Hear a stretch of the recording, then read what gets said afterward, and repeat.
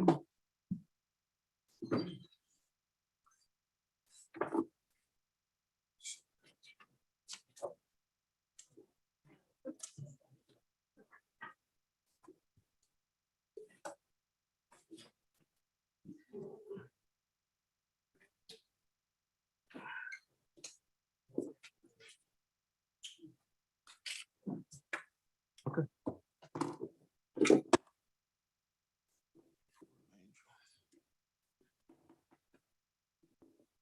Good evening, everyone. We're going to go ahead and call this meeting to order.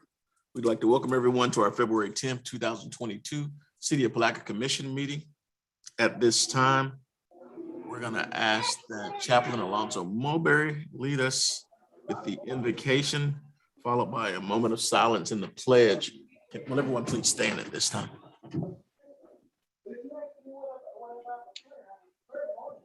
Father, again, thank you for your love, for your kindness, and for the multitude of your tender mercy.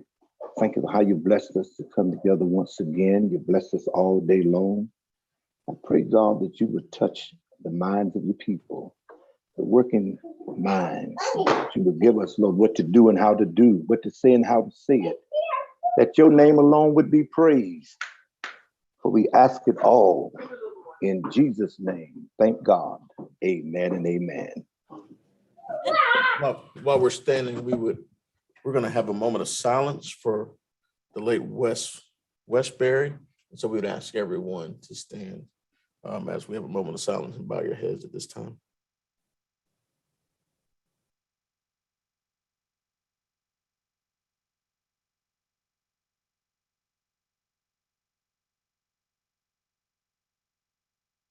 Thank you. And we just want to make sure that we keep the Westbury family in our prayers. At this time, we're going to have our pledge. Everyone, please join me. I pledge allegiance to the flag of the United States of America and to the republic for which it stands, one nation, under God, indivisible, with liberty and justice for all. Thank you. Roll call, please. Mayor Terrell Hill. Here. Commissioner Tammy McCaskill. Here. Commissioner Will Jones. Present. Commissioner Justin Campbell. Present. Commissioner Rufus Borum. Present. All present and accounted for. Thank you. And for the record, we have a quorum. Has everyone had an opportunity to review the December 9th minutes, as well as we'll take items A, B, and C collectively? December 9th, January 13th, and January 21st minutes. Motion to approve minutes as they are. Second. There's a motion to approve A, B, and 2A, B, and C. Is there any further discussion? Any corrections? Seeing none, all in favor say aye. Aye. Opposed, motion carries unanimously. Moving on now to our public recognition and presentations. We have a proclamation for Black History Month, February 2022. Commissioner Campbell, we're going to let Ms. Krantz read the proclamation. I have you present. Thank you so much, Mr. Mayor.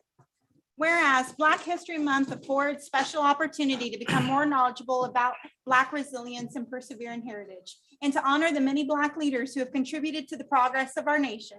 Whereas such knowledge can strengthen the insight of all our citizens regarding the issues of human rights, the great strides that have been made in the crusade to eliminate the barriers of equality for minority groups, and the continuing struggle against discrimination and poverty. Whereas it traces a people who refuse to accept the circumstances under which they arrived on these shores. It chronicles the generations who fought for an America that truly reflects the ideals enshrined in our founding documents. And whereas it's the narrative of Black slaves who shepherded others among the path to freedom, of preachers who spoke out against the rules of Jim Crow, of young Blacks who sat in at lunch counters, of ordinary men and women who took extraordinary risks to change our nation for the better, of Black women who were courageous visionaries and led the fight to end slavery, of tenacious activists who fought to expand basic civil rights to all Americans, of literary giants who gave voice to their communities, and of artists whose harmonies and brushstrokes captured hardships and aspirations. And whereas the achievements of Blacks are not limited to those recorded and retold in our history books, as their impact is felt in communities where there are quiet heroes who care for their families, in boardrooms where they're the leaders of industry, in laboratories where they are discovering new technologies, and in classrooms where they are preparing the next generation for the world they will inherit. Now therefore, I, Terrell L. Hill, Mayor of the City of Palatka, together with the members of the Palatka City Commission, do hereby endorse and proclaim February 2022 as Black History Month in the City of Palatka. And we urge all citizens to join in together in making this period of rededication to the principles of justice and equality for all people, and to pay tribute to the contributions of past generations and reaffirm our commitment to keep the American dream alive for the next generation. In witness whereof, I am hereunto set my hand and cause to be affixed this official city seal of Palatka this February 10th, in the year of our Lord, 2022. So move. Second. There's a motion on the floor and a second by Commissioner Borum. Is there any further discussion? All in favor, say aye. Aye. Opposed, motion carries unanimously. Let's give a round of applause for Black History Month. We have our representatives from the Putnam County African American Cultural Arts Council here. Where Commissioner Campbell is the president of African American Cultural Arts, and we also have founding members here as well. Who wants to give us some comments at this time about any community events that may be taking place? Commissioner, Miss Benjamin or Commissioner Campbell, which one?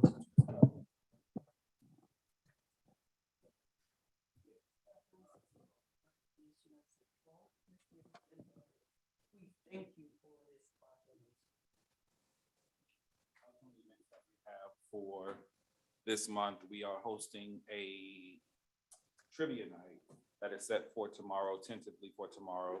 It will be done virtually. That information will be founded on our website.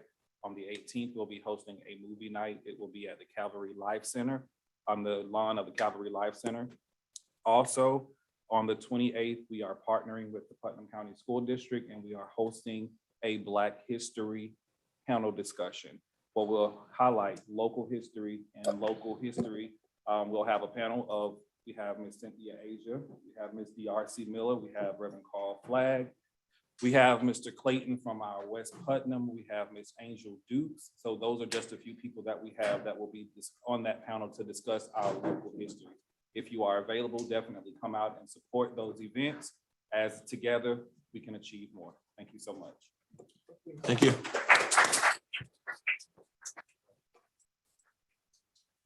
Next up is a presentation for community need for owner-occupied housing, Wealth Watchers Incorporated. Ms. Carrie Davis, President and CEO. Welcome again, Ms. Davis.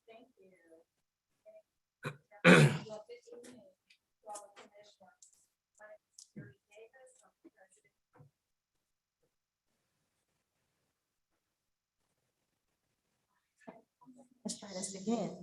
So good evening. My name is Carrie Davis. I'm the president and CEO of Wealth Watchers, and we're located at 5310 Lenox Avenue, Jacksonville, Florida.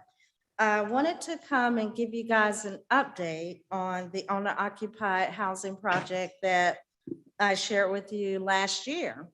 So since that time, we have identified 10 homes, and we have completed a comprehensive inspection on each of the homes. And as you can imagine, they're all in dire strait.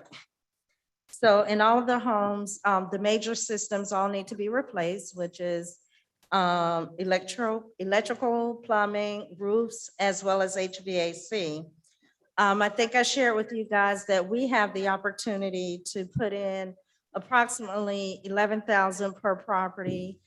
We have been able to secure a commitment from the Northeast Florida Community Action Agency, who will also be our partner in this, to bring in funds that can address the weatherization, because oftentimes NEFCA cannot come in and address the weatherization because they may need a roof or something other than that precludes them from doing the weatherization. So by us working together, we can leverage those funds. Now, I will share with you that those are not going to be enough. So that would be enough if we want to put a Band-Aid on the housing, and that's not what we want to do. I spoke with City Manager Holmes today, and we just talked about the state of housing in Palatka. And while we're excited about all the new infill opportunities, what does concern me is the status of the owner occupied. homes because many of them, significant amount of them are in substandard conditions.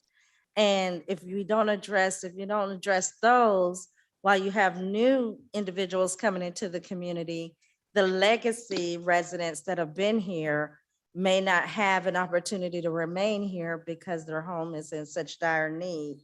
So I would offer to you, there's a couple of things. Number one, the SHIP funds that were recaptured, which is 2016, 17, 2017, 18. Those funds could have been used for owner occupied rehab, but unfortunately, the state called them back. And also I want to make you aware of through the American Rescue Plan, there were home dollars that were specifically for housing. And one of the number one uses is for the preservation of housing, which the owner occupied strategy would fall under. So I would just offer to you and request that you guys can come together and maybe through the city manager request funds to come to Palatka to assist specifically with the owner occupied strategy where we are, that most cities, including Jacksonville, is not, is that we don't have projects ready to go, shovel-ready projects. And as many of you know, with the American Rescue Funds, you have a specific timeline in order to get those projects done. In the midst of doing the inspections, we've also been identifying local contractors because as I shared with you guys before, my main goal is to ensure that the dollars stay in the city of Palatka. So we've been doing a very diligent job, and I have to thank Mayor Hill because I probably call him about once every other month and say, okay, I need a roofer, I need an electrician. So along with the construction program that we have, we're very diligent about ensuring that we're using local subcontractors. But again, for right now, we're gonna pause just to see if we can identify other sources of funding so that we can go in and do a complete jobs. But I do want to caution you, because I've seen this throughout the country, that if you don't pay attention to your owner occupied homes, as you start to really see growth, you're going to lose some of those residents because once the home becomes inhabitable, where are they going to go? So I'll take any questions. Any questions at this time? Yes, I have a question, Ms. Davis. Mhm. And I'm glad you came in and spoke this afternoon. We were talking about a program to eliminate blight and slum within our communities. And you mentioned ARPA funding. I want you to actually get with our city manager and our finance director because we were looking for funding to make that happen. And we have some community partners in the audience as well that was seeking those dollars. And I mean, you're godsend, and I'm thankful for Mayor Hill for bringing you in. We need to do that prior to disseminating our ARPA funds in other areas, because that is a priority that we need to get on right away. So I want to thank you for coming in tonight. You're welcome. And within the American Rescue Funds, as I stated, they're specifically through home that those funds are only for housing, whereas the broader rescue funds can be used for a series of different areas. The home dollars are specifically for housing.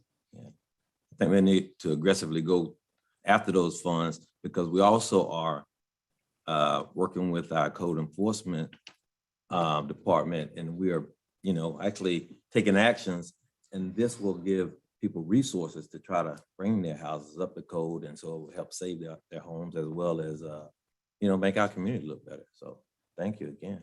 You're welcome. Any other comments from the commission? Yes, I want to just thank her for what they're doing to help remove the blight in our community, and specifically around housing that is in desperate need of improvement. And it goes right along in the program that we currently have funding for right now. We have the funding in hand. So what better way we can meet the needs of the community to be able to help with the funding that we have, to be able to apply it to those funds, to those areas, and help make help shine the gem city of Palatka. And we do have the code enforcement going out. So we should have a list of homes that have codes on them, that we can at least start identifying some of those that we can prioritize them as needed. So again, I want to thank you for coming in, and you guys did identify the list that was inside of Palatka, and I want to thank you for that. Yes, so we have 10, so I'll be happy to cross-reference those with code enforcement. I can guarantee that those probably are some of the same ones that are there. And I also encourage you, in addition to the American Rescue Funds, is to reach back out to the state of Florida to see if you can have those recaptured funds reallocated, now that you have specific projects, shovel-ready projects, as they like to call them. Right. I think the other piece is so that we all know, the homes that were identified, if you recall, we made a commitment to the partnership with Wealth Watchers to try to bring some relief to the citizens. And kudos again to Ms. Davis for her vision and for her care for Palatka from Jacksonville. But we had citizens who actually signed up for relief and for help. They participated through a couple of different sign-up sessions. We had significantly more than the 10 that were identified. And with the limited funds, the idea was to be able to do the most for the homes that needed really the most work. And so we have citizens who range from their 40s or 50s to 101. And we literally wanted to identify those homes, do inspections, and many of those houses, when you look at them from the outside, from a visible perspective, you wouldn't realize that the houses were termite ridden, or those houses had significant damages that people didn't even realize they had in their homes. And so we had folks who were living in ticking time bombs and didn't understand that it was happening. And it was many of our elderly citizens who were finding themselves in that situation without the resources to do so. When we talk about what we want to do with ARPA, we consciously say we want to put people before projects. And this is an opportunity for us to make a commitment, a numerical commitment, and give direction to staff as we begin to do our planning with ARPA. So I think from a consciousness perspective, it gives us the ability to have it on our minds as we go into our ARPA workshops to say, hey, we have homes identified. I think it was roughly 30 homes that we identified that we could easily help. And that was more than putting lipstick on a pig or a bandage on a festering sore. It was an opportunity for us to be able to go in and really provide some relief for our citizens and create some continuity in the future as we continue to push forward. And so my suggestion is, as we move forward, that we look to allocate, I think, no less than $250,000 additional funds from ARPA to start to work towards helping citizens with these homes. We're not seeing the impacts of SHIP dollars in the same ways. There are so many people that need help. There's just not enough money to go around to help citizens.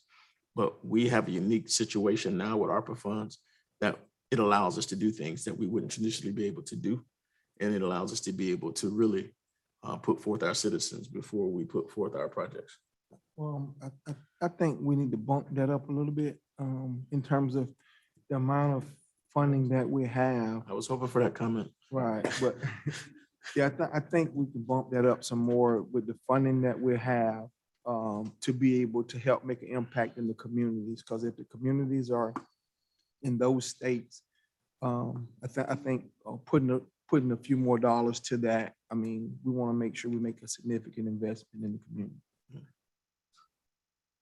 Did you say that the funds for the homes would have to come from a special line from ARPA? Right, so under, We might be able to seek reallocation of some of our money into that line? so the reallocation would come from your recaptured SHIP SHIP dollars. SHIP dollars that were lost. 2016, 17, and 17, I 18. agree with you about that. So they can, so those were recaptured. So that's one. The other set of money is now you guys are not a participating jurisdiction, but I think Putnam may be. But either way, if the state, if you get your CDBG dollars from the state of Florida, they now have a separate pot of money that's specifically American Rescue Funds that are home funds that can only be used for housing. So it won't get in the way of your infrastructure dollars or some of the other non-housing projects that you have, because these dollars can only be spent for housing. And it's not just on the occupied housing, it could be used for tenant-based, it could be Right. used rental assistance, et cetera. So, but it all has to be housing related. I'll give you. Okay, So, absolutely. so I think for the purposes of what we're doing, it gives us good guidance moving into the ARPA workshop, for us to think about what the ramped up number will be. Also, what other avenues exist. And then the last piece of it is we know that we can use the general ARPA funds for affordable housing, to remove blight, to do some of the other things that's there. And the final order, which seems repetitive, but the final order just came out from the federal government. So that is in place. It gives clear direction on what the funds can be used for. And so I think it's going to give us additional guidance as to how we can use the fund to best help our citizens. Any other comments before we move? And so again, thank you very much. I think this is a very enlightening conversation, and it's been something that has been worked on for several months. It's a great update for people to understand that we're at a point where this can all come to fruition. Also, thank you to Ms. Kimberly Cartwright, who's the CEO of Northeast Florida Community Action. Commissioner Campbell, I think you sit on the chairman of the board Okay. for Community Action. And so again, being able to use resources pulled together to help our citizens is what this is all about. So again, thank you. Have a good night.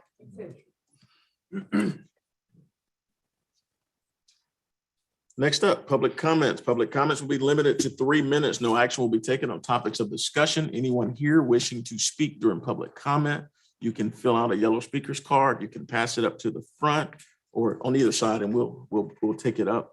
And once you come up, just give your name and address for the record, so that we will have an accurate record of your comments. You have 3 minutes on your topics of discussion. So at this point, we will go ahead and open the floor for public comment. If you are watching virtually, the number is 386-329-0100 extension 0. Again, 386-329-0100 extension 0. If you are here to speak on a specific item on the agenda, please make sure you fill it out on your card, and we will call you up when that item comes up. First up is Ms. Velasquez. My name is LaShonda Velasquez. I'm part owner of Helping Hands Resource and Solution Center, 702 North 19th Street, Suite number 3, Palatka. In addition to what Ms. Davis was saying, what I wanted to bring to the attention of the board this afternoon is that we all know about our Florida. Our Florida had been cut off. I do a lot into the community as far as helping people who need funding to be able to pay their bills, whatever the case may be, as well as helping small businesses. Our Florida just got funds back again yesterday. So the way that they're doing it, they're going down the list of everybody who was already on the list. A large problem that I'm having right now is that there are a lot of senior citizens coming into my office. They're being recommended to me through Swanee Economic Council. I am aware of Community Action as well as Christian Service Center. However, there's not enough of funds. These people, lights are getting cut off. Their gas is being cut off. When they are going down to Palatka Gas Authority, they're being told to apply through our Florida. Well, our Florida has not had any funding. And now even if I do the application for them through our Florida, they have to get at the back of the waiting list. So I wanted to know through this American Rescue Plan Act, is there any way the city of Palatka can apply for anything to be able to help these people? Because it's not young people that's coming into my office. These are seriously like senior citizens, people coming in, being pushed in wheelchairs, on walkers, and I'm limited as to what I can do. And when I'm calling around to the other agencies and they're saying they don't have money, or either they have this long list of what these people need, it's taken up a lot of my time away from my business or what I do to actually provide for my family. So now I'm asking the city if you guys can step in and try to do something to help get more funding for them. One of the, does anyone want to take this before? Go ahead. Ask a question about, are most of those individuals in the city or? Or, do you They're all know? over. They're all over. Yes, I understand that, but I guess our funding would have to be more so strictly for people who reside in the city if we decided to be able to assist with that. That would be my guess. But there's another piece, I think, to it. So I actually attended the county's ARPA workshop. I know there was an allocation request for Christian Service Center as well there. But one of the things that we've discussed here, and one of the things I think is critical for us, is we also discussed the ability to use utility, to give some type of credit, utility credits to our citizens. And so we can actually do utility credits to the end users. And it's something that we've discussed, and it seemed to be pretty popular with the commission, to be able to provide utility assistance through ARPA funds to our citizens so that we can actually provide a reprieve. It's a lot more difficult, and we've heard some of the situations of fraud and some of the other stuff with business assistance. But we know that we know how many accounts we have that pay light bills or water bills or gas bills. And we know specifically that everyone throughout has been affected as it relates to the pandemic. We know that there's an opportunity for us to be able to provide reprieve. And I think if you can give a citizen some help as it relates to those bills, then it's going to allow them to be able to purchase medicine. It's going to allow them to be able to pay another bill. And so I think and it's a way that we can do it in a uniform manner to hit all our end users so that there's no question of whether we are touching every account or not. And so that's something that we discussed at length. And I see it being a reality as we move forward. There are agencies, and you're aware because you help people on a regular basis, of agencies that will pay rent for 6 months. You're aware of agencies that provide assistance, but the reality is there's not enough money to help enough people regardless of how big the check was that the federal government wrote. And the only thing we can do is just continually try to help as many people as we can with what we have. And so I think the best way we've found that we can do that is through the utility assistance opportunities and also through some of the housing opportunities. And so those are the things we're looking at. And we definitely invite you and any of the folks that you've had discussions with to come forward when we do our continued workshops so that there's still additional information out there. And we appreciate you for all the work that you've done throughout the pandemic, helping small business owners and helping citizens as a whole. And so Helping Hands is definitely a critical component to helping people within this community. Any other? Commissioner Jones? We have set a date for that workshop yet? It hasn't been set. We haven't. We haven't. Do we have, can you shoot dates out this week? Sure, I'll get with you. Okay, so we just, So while we're on that topic, I asked her about that. Sonny said it was her understanding from the minutes that you directed us to meet one-on-one with the commissioners. But if you would rather do the workshop, I'm all for it. It's simpler for me to do the workshop than to meet one-on-one. yeah, And I'm my on my understanding that we're to gonna, get- my understanding that we were gonna do both, which was the commissioners were gonna bring in the ideas that they had. And then from there, we would put it all together and then have the community workshop so that we could get input from the community if there were any other ideas. So, If there's any preference, I mean, I'm just one guy. I would like to have a workshop to get the public's input, sort of like the county did it, so that we would see what the needs of our citizens are, and then we can kind of narrow it down if that's the pleasure of the commission. But however it's done, as long as we get it done and have workshop including right. the general public. Yeah, I think if we're gonna be serving the public, that sounds like the best approach versus us putting our ideas out there. We capture what the community's needs are, go from there. Right. I think the other So I piece have- is, I'm sorry, go ahead, Commissioner. I have a question, and this may be jumping the gun, being that I see on item number 8 that it was a discussion of the approval of the ARPA project. Should that not be, conversation should not be had tonight until after we have that? That would be, that's a conversation to be had when we get to that item. And I think, and that's a good question because it boils down to where we are. So, but I also think the other piece that we missed in having the workshop, it allows us to be able to actually sometimes hear from organizations that we didn't know exist. And so we can hear from organizations that we didn't know existed, and they may be serving the community. I'll give you an example, Helping Hands. The county actually contracted with, they contract with the St. Johns County organization, United Way, to go in and help find small businesses. Helping Hands was helping businesses for free. businesses that were home-based, many of which were smaller businesses that didn't get a dissemination of information to help them get resources they needed. And they helped hundreds of businesses throughout the pandemic to get resources that were available when the county was having difficulty even getting businesses to sign up to get the money that was allocated. And we saw that number increase on 3 separate occasions because there weren't enough businesses that were trying to get the resources available. So, Commissioner, go ahead. Shouldn't we put like some criteria? We already have some form of criteria as it relates to the ARPA funds. I think is somewhat put together. We need to probably, I guess, communicate that to the community, however we need to do so in terms of if we have that meeting, let them know and understand what is pretty much eligible if they come in, and they'll kind of understand and know before they make requests or whatever, get that communication out. Yeah, we'll put a summary out. We can put the summary out of funding. Of what we can actually put the final order out publicly so people can see it. It'll be harder to read, but we'll try to summarize it so that they can have it. Yeah. And I know Ms. Shank has been working on that continuously, and so she can put a simplified summary out, which kind of gives an idea of what some of the things are. And Commissioner Jones has been eyeing it as well. Any other?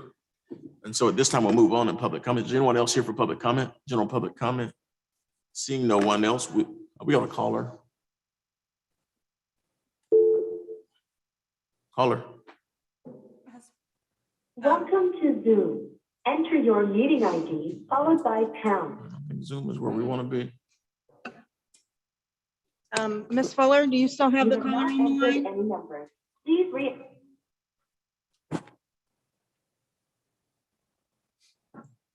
Mr. Mayor, may I be excused to go ask Ms. Fuller if she still has the caller on the line? I see the caller's info right here. So I didn't hear the phone ring, Hello? but she transferred it to you. Goodbye. And we'll see if the caller, if you Excuse me can, just a moment, please. if you can hear me, caller, just dial back in.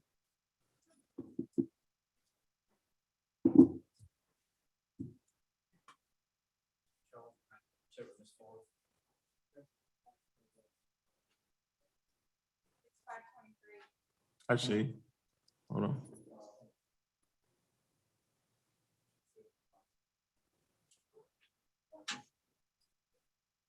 Callers drop. Well, we'll give you a few more seconds.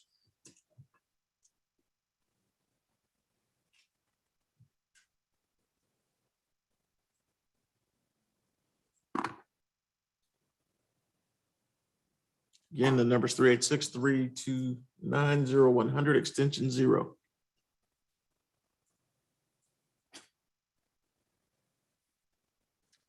I think for the sake of technical difficulties, if the caller returns, we'll answer. At this time, we'll go ahead and close public comment. We'll move on with agenda items. Moving to our consent agenda items on item. Looks like we have a caller. Just one second. That's Mrs. McCoy. Hello, caller. Can you hear me? Yes. Can you hear me? Yes, ma'am. Were you here for public comment? Yes. Okay, go ahead. We have, just give your name and address for the record. My name is Sheila McCoy. I live at 115 Pinion Lane, Palatka, Florida. And I'm calling just to make you aware of the Christian Service Center and that we will be happy to partner with the city to do vetting if need be.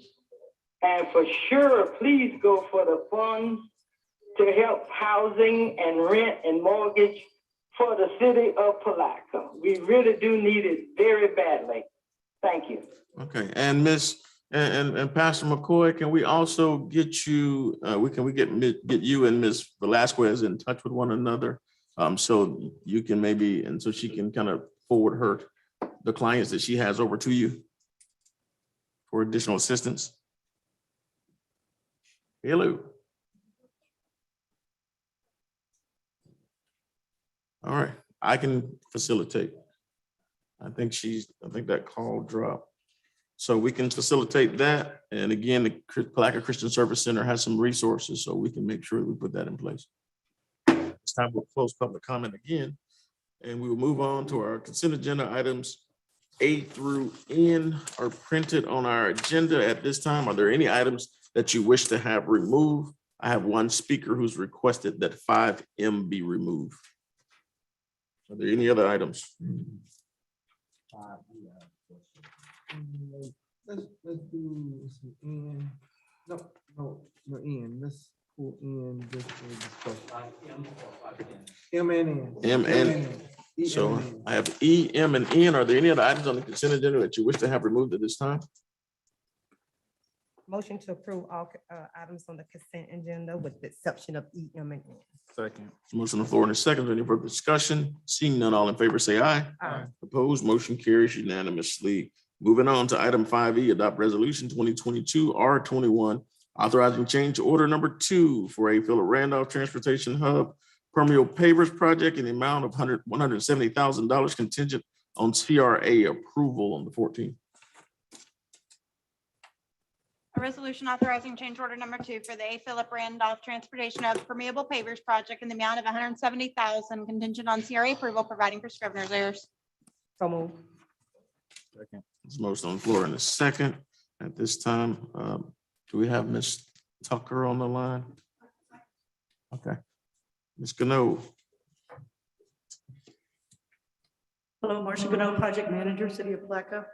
The permeable pavers change order is being presented to the commission tonight because in order to conclude the project within this scope and to satisfy the terms of the grant, whenever the project was initially started, the design and the permitting phases were still in work. Now that those are finalized, it's now that they're finalized, this change order then will finish the project, meet all the terms of the grant, and also in the terms of the grant, in terms of the number of pavers, the landscaping required, and the lighting. So those were all very, very specific terms in the grant, and we have to meet those in order to close the project. And also this current scope with the increase, it gives us a very clear delineation between the current phase and the future phase we'll be able to do in the transportation hub under the RAISE grant. Okay, and one other note on that, if you remember, the original scope of the project included the retention pond, which is next to the chamber. That was actually removed out. There was a deductive change order initially on this project based upon that, and then this increase is based upon the adjustments that were made. That's correct. The deductive change order was $242,246, and then this is adding back in $170,000 of that. Right. So you're roughly 75,000 plus. Yep. From the original, you're below, so you're 75,000 below the original scope of the project, which was approved by the commission. Any other questions? Seeing none, I'll entertain a motion. We've got a motion on the floor. At this time, seeing no further discussion, all in favor say aye. Aye. Opposed, motion carries unanimously. Next up, item 5M. 5M is adopt resolution 2022 R29, reduction of lien for 510 South 19th Street. Thank you, Mr. Mayor. Resolution 2022 R29, a resolution of the City of Palatka, Florida, granting a reduction of the code enforcement daily and accumulated fines and fees and liens assessed for code enforcement complaint number 2011 to 510 South 19th Street, Palatka, Florida, providing for an effective date and providing for scrivener's errors. So move. Second. Motion on the floor in a second. At this time, I'm going to go ahead and call Brian Corcoran. Yes, sir. Can you just give your name and address for the record, please, sir? Brian Corcoran, 1873 Quaker Ridge Drive, Green Cove Springs. I'm here to talk to you about the lien. This lien, Is the mic on? yes, is it on? Is the blue light there? Yes. Okay. Okay. So this home was purchased at a foreclosure auction. Typically foreclosure auctions will foreclose away any code violations. We didn't see this code violation whenever the home was purchased at a foreclosure auction. As soon as we found out about it, we were very fast and diligent on getting the code enforcements taken care of, cleaned up. We spent several $1,000s on dumpsters and hauling a lot of trash.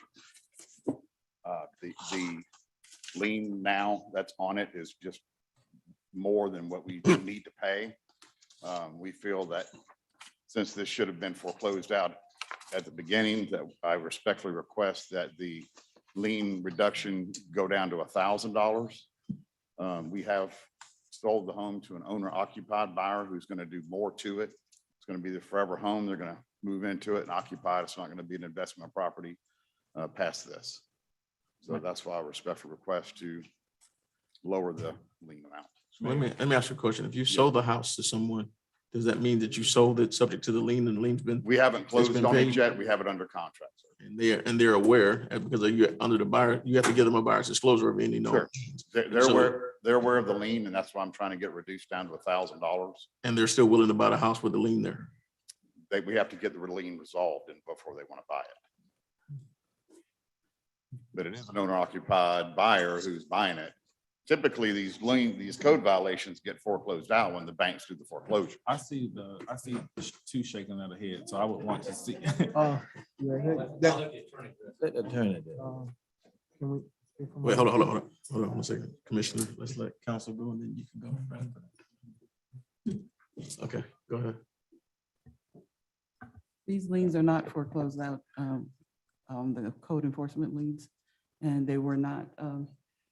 And so they're still subject. The lien reduction that we has presented on the agenda tonight is pursuant to the code enforcement lien reduction policy that was established by the commission. Thank you. Any questions, follow-up questions as a result? I thought those liens, no more than 50%. That was the recommendation that you have inside of this resolution. Right. I could just go ahead and make a comment if I may. Well, no, go ahead. I'm sorry. I'll go back in turn. So if you look at the original amount, it's like $21,000+ and it's been reduced to 10,882. And that's what was suggested by code enforcement, the 10,000, Yes, Commissioner. reduce it to 10,000. Okay. Well, if I may, I mean, these code violations were not done by us. These code violations existed for a long time from the previous owner. But you bought the property knowing that it's a lien on it, and Well, we did basically- not know there was a lien because it wasn't, we didn't pick up the lien at the time. We didn't pick up the lien until after we bought it and the title search was run. But that is the purchaser's responsibility. It wasn't found, so. Okay. I So- I just want to make that clear. I guess my comment too is to encourage investors to buy these houses that are abandoned and junky and look really, really bad. What has been happening is people will buy them knowing it's a lien, and then they'll bring it back to us to get the lien dropped and flip the house, which is still making money off of. Well, we're making a little bit of money on it, but not if we don't get the lien reduced down below $10,000. So you're an investor, correct? Mhm. And this is your first house? No, not at all. Okay.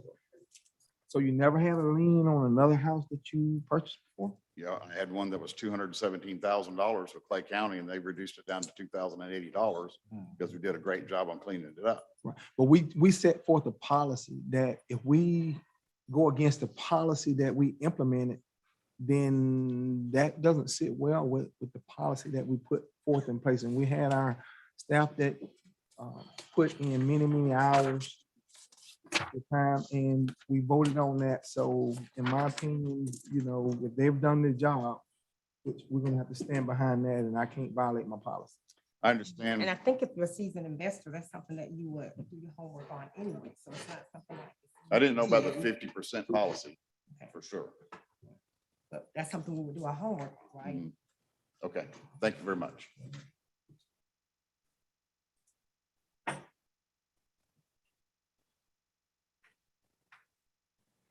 Well, if that being the case, I make a motion that we deny it.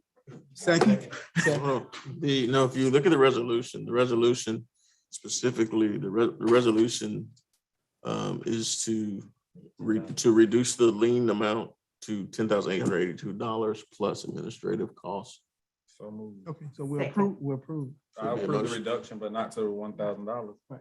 In the amount of, I say. That's what's in There's the a motion. resolution, so. So just for the record, for clarity, there's a motion to approve the resolution as written. I second. There's a second on the floor. Is there any further consideration at this time? Question. Questions call, all in favor, say aye. Aye. Opposed, motion carries unanimously.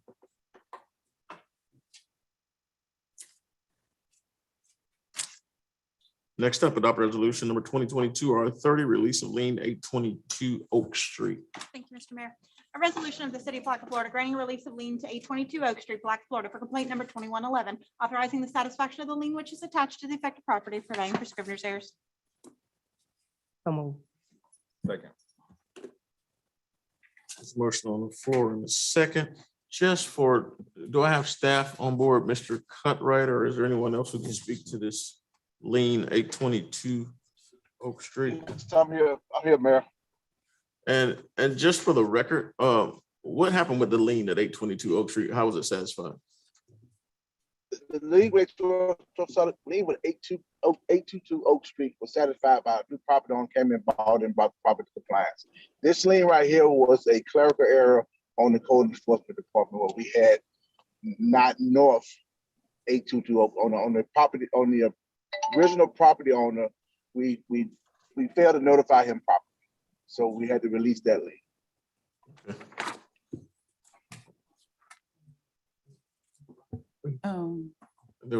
There was an error when we tried to do the notification to the property owner. so there was insufficient notice. Yes, sir. on the lien itself. And the property has now been purchased by another buyer, and they have brought everything up to code. And so, and also the special magistrate in the case vacated our judgment in this case because of the improper notice.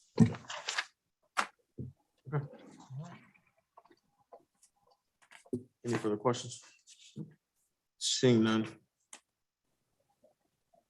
All in favor, say aye. Aye. Opposed, motion carries unanimously. Moving on to item 6, discussion and direction concerning Hammock Hall. Mr. Manager, we're gonna take this one. Mr. Mayor and Commission, as you're aware, we've had repeated discussions about the properties owned by the city of Palatka, which we have termed over the years of $1 a year leases. Hammock Hall is one of those properties that we lease for $1 a year.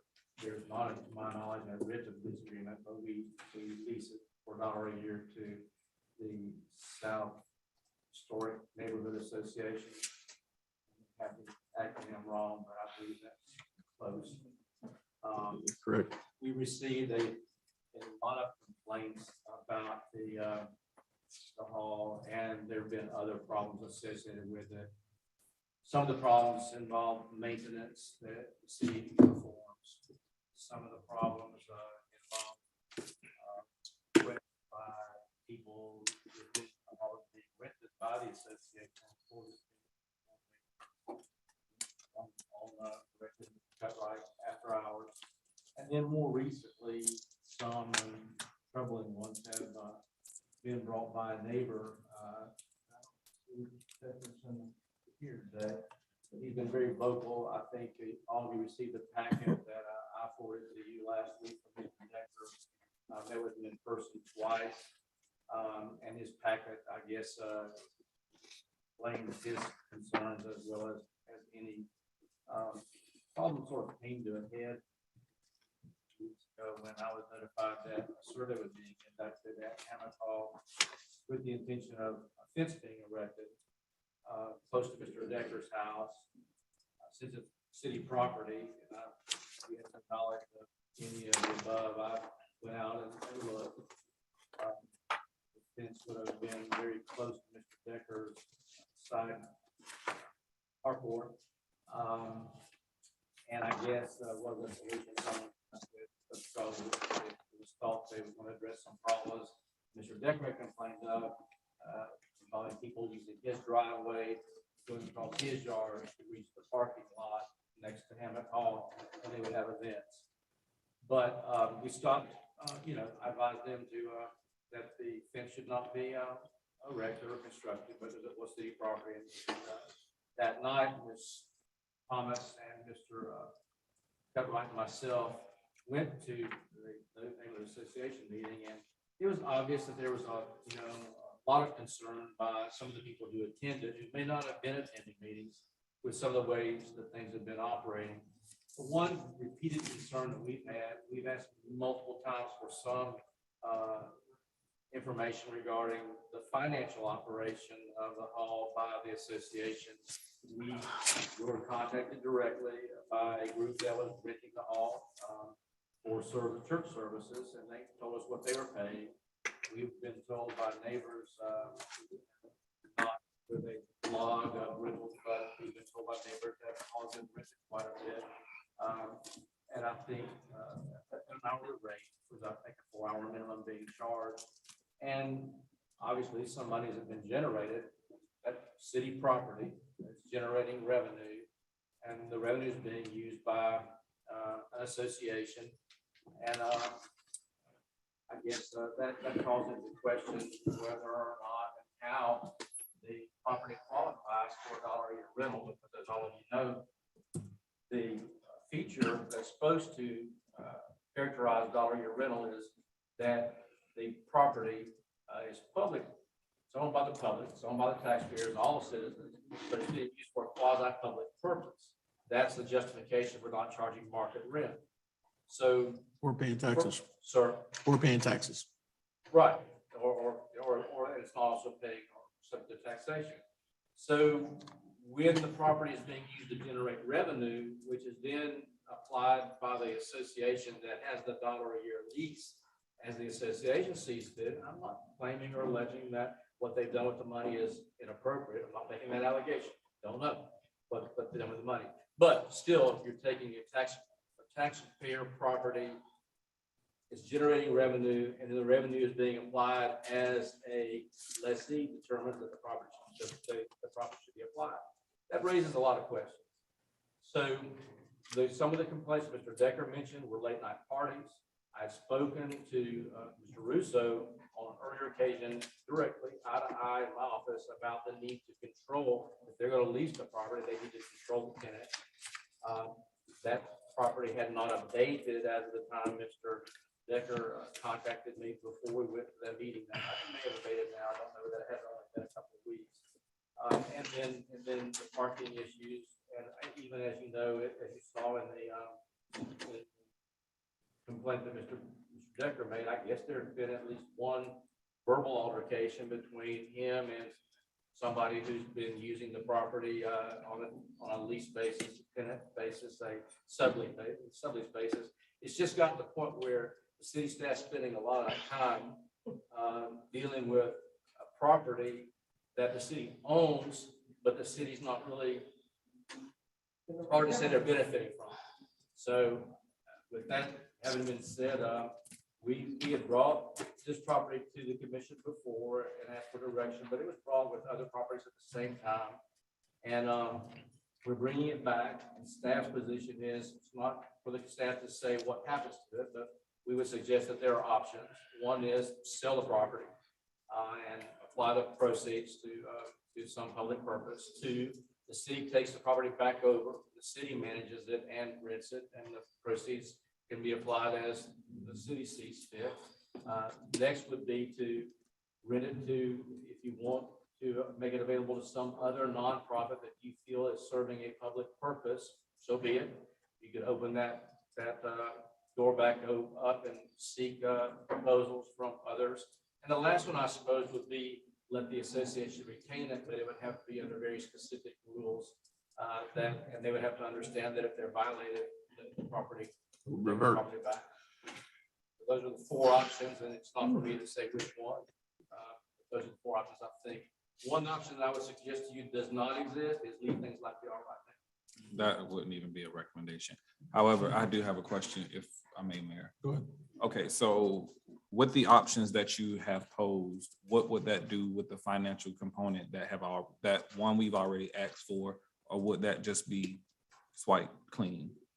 We received after multiple requests, we received what I consider to be partial financial disclosure.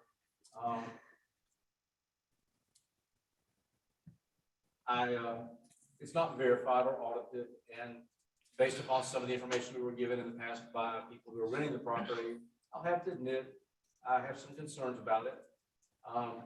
But we have one, and remember now, this I don't know the hall was used specifically for this purpose, but you remember the Porch Fest, it was as part of that whole process. It was used as part of that, but it wasn't the only feature of that Porch Fest. I'm not going in a position to challenge the financial audit or the financial statement, except to say that I'm surprised that there were not more revenues reflected in the statement. Yeah, I mean, I guess if I would have had, if I have to make a recommendation, immediate recommendation. Before you make it, Commissioner, I don't want to cut you off.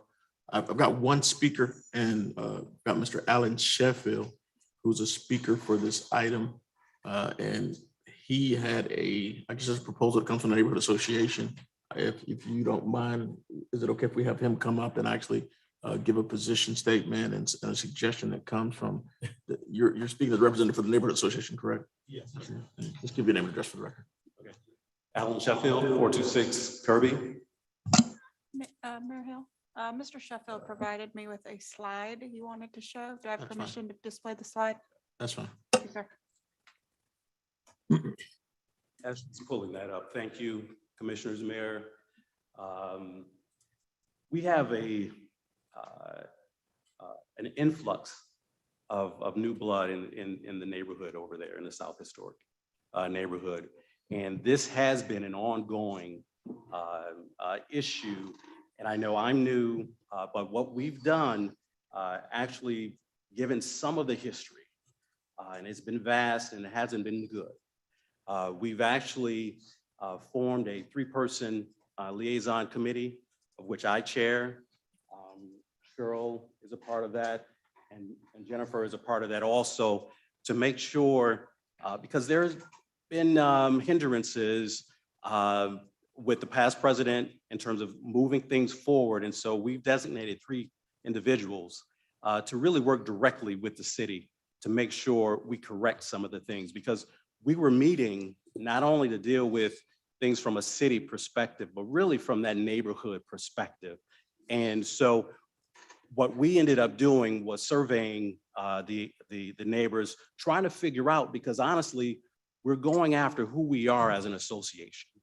There are a lot of things that need to change, and there's a lot that we want to do to position ourselves with the neighbors and the city to do what's best for the city of Palatka. And so with that, we came up with, after surveying the association, came back and came up with what is it that we would actually like to propose to the city, because we actually believe we can turn this totally around. New leadership and new initiatives, but the most important thing here is in partnership with the city. And so if you would, the next slide, we'll start in on our proposal. And really quick again, one more. With this liaison committee that has been formed, we really want to be able to work directly with designated personnel over the next 2 months to establish the following: a joint vision for Hammock Hall, a written agreement that clarifies the roles, responsibilities, authority, cost sharing of capital expenditures. Number 3, revising the guidelines, and this is critical in terms of the use, so that we make sure that we're addressing complaints and concerns of the neighborhood, and especially those in close proximity to the hall, of which my property is directly across the street. And number 4, quarterly financial reporting of all activity to the city. And so really what we're going after here is trying to look forward. I know the past looks bleak, and we want to make sure we line up and we're able to deliver on these things. This could be, I look at things that have gone through such craziness as an opportunity to make it totally brand new. And actually, what some of us have discussed is making this a model for citizen and city partnership. And so that's really our proposal. Go ahead. Any questions? With you being a part, and I know you're newly in the neighborhood, just ballpark, can you give us a ballpark of what kind of revenue have you guys generated and what type of activity that normally goes on by the, it's not a homeowners association. Yes, it's The not neighborhood homeowners, it's a neighborhood association. Yeah, so I want to know the frequency of the use, because I got a phone call. I received a phone call, but I want you to tell me before I Okay. go further. I've had a look at the last 2 years' financial information, and really, of course, 2020 is this year, we had a total revenue of $6,800 for 2021, when I say this year.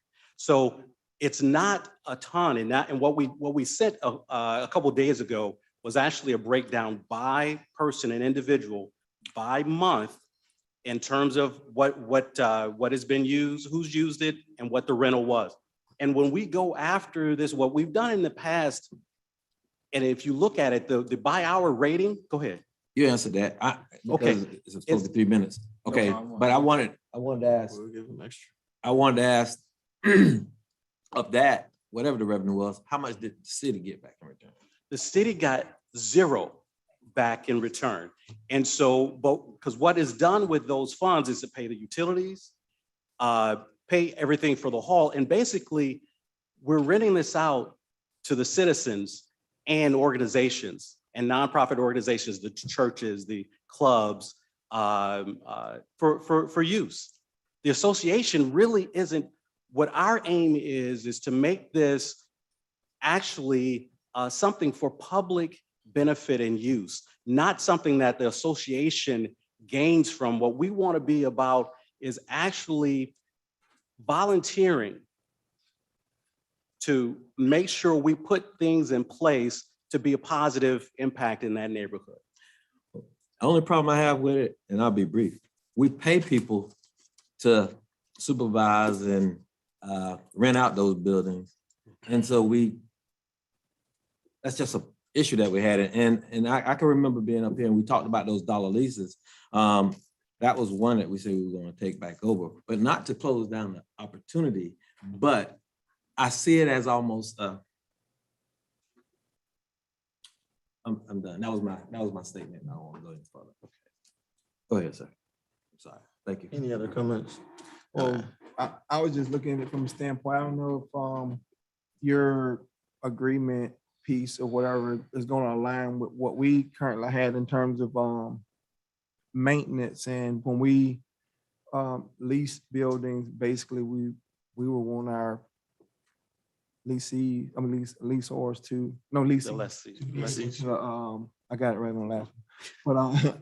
But to be able to, maintain that, and the city doesn't have to be part of those maintenance cycles, because we put out, we don't get anything back, and we're constantly paying for it. And then the people who are utilizing those facilities are gaining benefit from it. And as you can see, they are receiving revenue, and the city is not getting anything for it. So we're really hurting our taxpayers. I agree with that 1,000%. I agree with that 1,000%. And I think the association does also, in our conversations as to where we want to go forward with this, is really these funds, anything generated from this should be going to the upkeep of the facility. And I guess if there is an opportunity here, we'd really like to understand what the city's position is, because we don't have a written agreement. There is lack of clarity. There hasn't been a history, and we haven't seen even records of what the city has done in terms of its upkeep. So we're not operating in partnership at all on this. And I'd hate to see us throw away a wonderful opportunity to turn this around because of all the past, and now the rise of an issue from the neighbors nearby. So I know there's been a ton of history, but yes. I like what I'm seeing. However, the recommendation that I was gonna initially make is for now that we take back immediately the responsibility of renting and everything that comes with it and then provide you with that opportunity to sit down and build that partnership.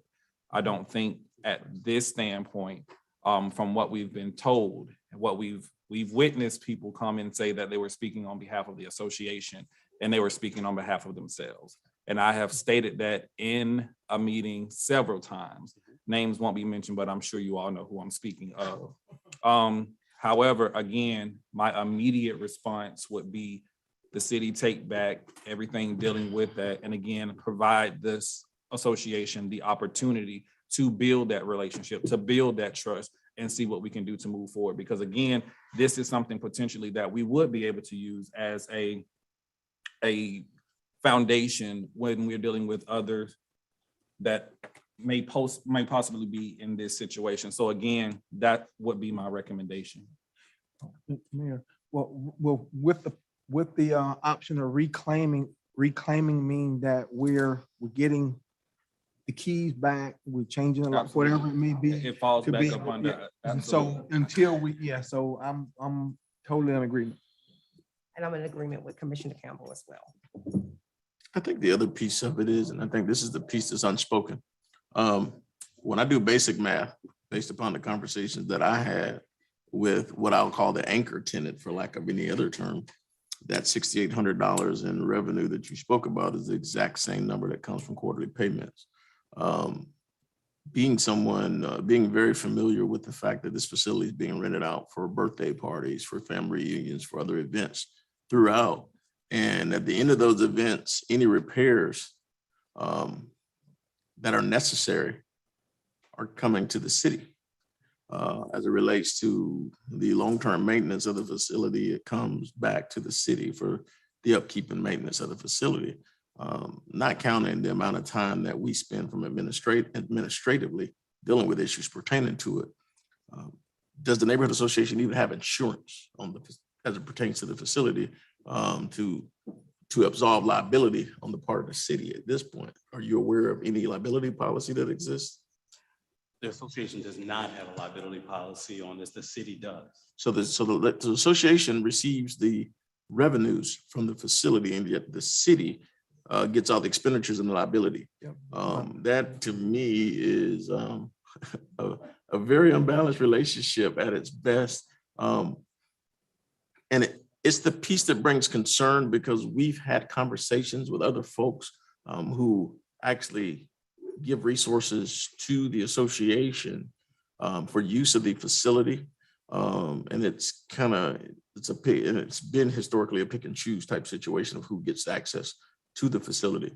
And unfortunately, it's not just Hammock Hall that it's in that situation where public facilities are being revenue generators for other organizations, and there has to be some consideration as it moves forward.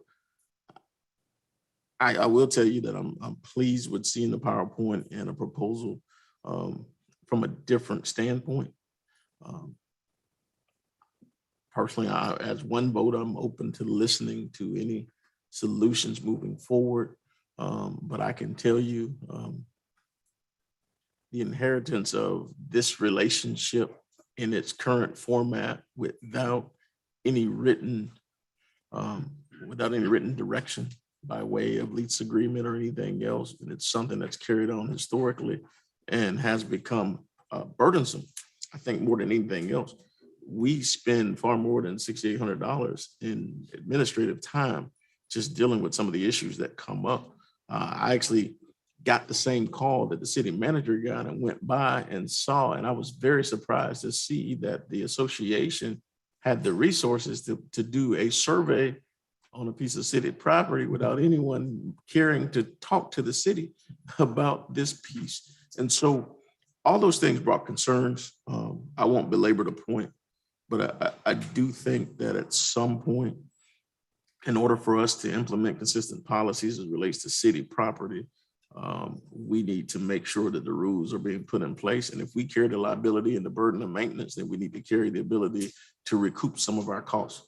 And so we will be open to the proposals as they're put forth. I think in a temporary standpoint, we need to actually, I agree with Commissioner Campbell that we need to move forward, give whatever notice is necessary or do what's necessary to make sure that the citizens are protected, that we don't have any other issues as it pertains to liability on this particular piece of property, and that we're going to be put in a position where we can have those upcoming conversations to see if there's even an opportunity to salvage the relationship. And so I've got a couple of speakers cards who are going to convince otherwise, and I definitely want to hear suggestions. I'm happy to see someone actually try to create the collaborative effort necessary to move forward. And so I'm encouraged to see what solutions bring when the team changes quarterbacks. And so I'll just leave it like that in light of the Super Bowl. All right. Thank you, commissioners. I understand. I think we understand the point there. Regrettably, I would have to say I'm really dissatisfied with that piece, but we're going to work hard with whatever direction that you guys are going to put forth. So, thank you. Thank you. All right, Ms. Vogt.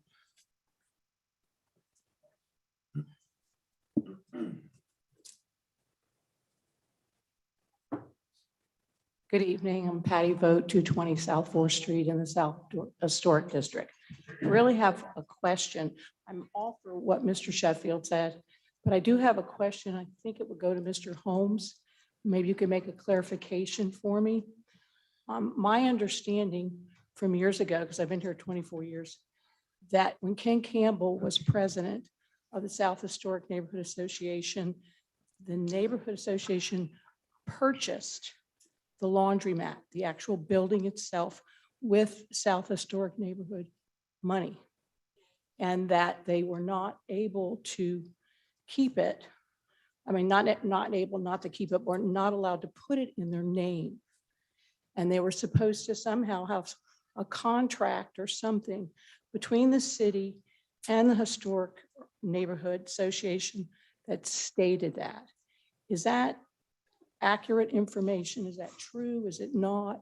I would love to have a clarification on that, because that's what I've heard for a long time. I have no knowledge of the existence of an agreement of that nature, and I honestly can't speak to how the hall or the property itself was acquired. So I have So no you knowledge. don't know who bought, I mean, like if the South, how can we find out who actually purchased the building? Because if it was purchased, would the title not be in the name of who bought it? Like if I bought the property? Let's see if Ms. Carrera has some Okay. information on that Thank issue. you. Roberta Correa, 118 Dodge. To the best of my, South Historic District also, to the best of my knowledge, the building was purchased with South TIF's monies at that time. And at that time, my understanding is the organization, Ken was president then, did not want all the liabilities and costs of the building. So they requested the city actually be deeded to the city. And that's kind of how it came about. And it was also CRA monies that did create, the renovations were done with CRA funds as well. So so South TIF funds are far different than neighborhood association funds. And I think, and I think this is an opportunity more than anything else, I think, for us to be able to educate everyone as to the distinction between the tax increment fund. I know the difference. And yeah, I just but didn't know the for others, facts. but for others who don't, I know you do Yeah. because you spend a lot of time. Yeah. But I think for everyone else, it's an opportunity to educate in the future and give a distinction between the difference between the tax increment funds from the CRA district versus what funds come from the neighborhood association. And when we use the TIF funds, it still creates an ownership within the city.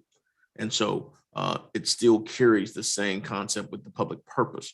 And so that's far different than a neighborhood association owning the property. Well, it's good to know, because that is what a lot of people think. And that's what I've heard for years. And I'm glad that it's clarified, because it was, when I was listening to everything, I was like, confused and not understanding how it could be that we owned it and they're saying the city owned it. Right. So I thank you for that clarification. Thank you. And that's a good question. And thank you for your question and the clarity. Ms. Roach, next, you're next.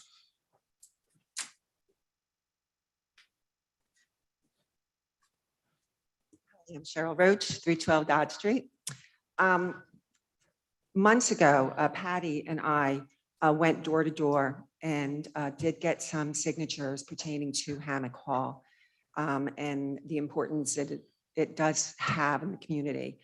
Many of the people that signed are not part of the association. They don't want to be affiliated with it. You know, no more rainbows and unicorns here. You know, we're in a pickle in the neighborhood pertaining to the association. At the last meeting, I made a motion to have a special meeting, to have an election. Mr. Sheffield's wife seconded it, and the current president just basically ignored it. It is time for an election. We are trying very hard to unify the neighborhood and rebrand it, as Mr. Sheffield has said.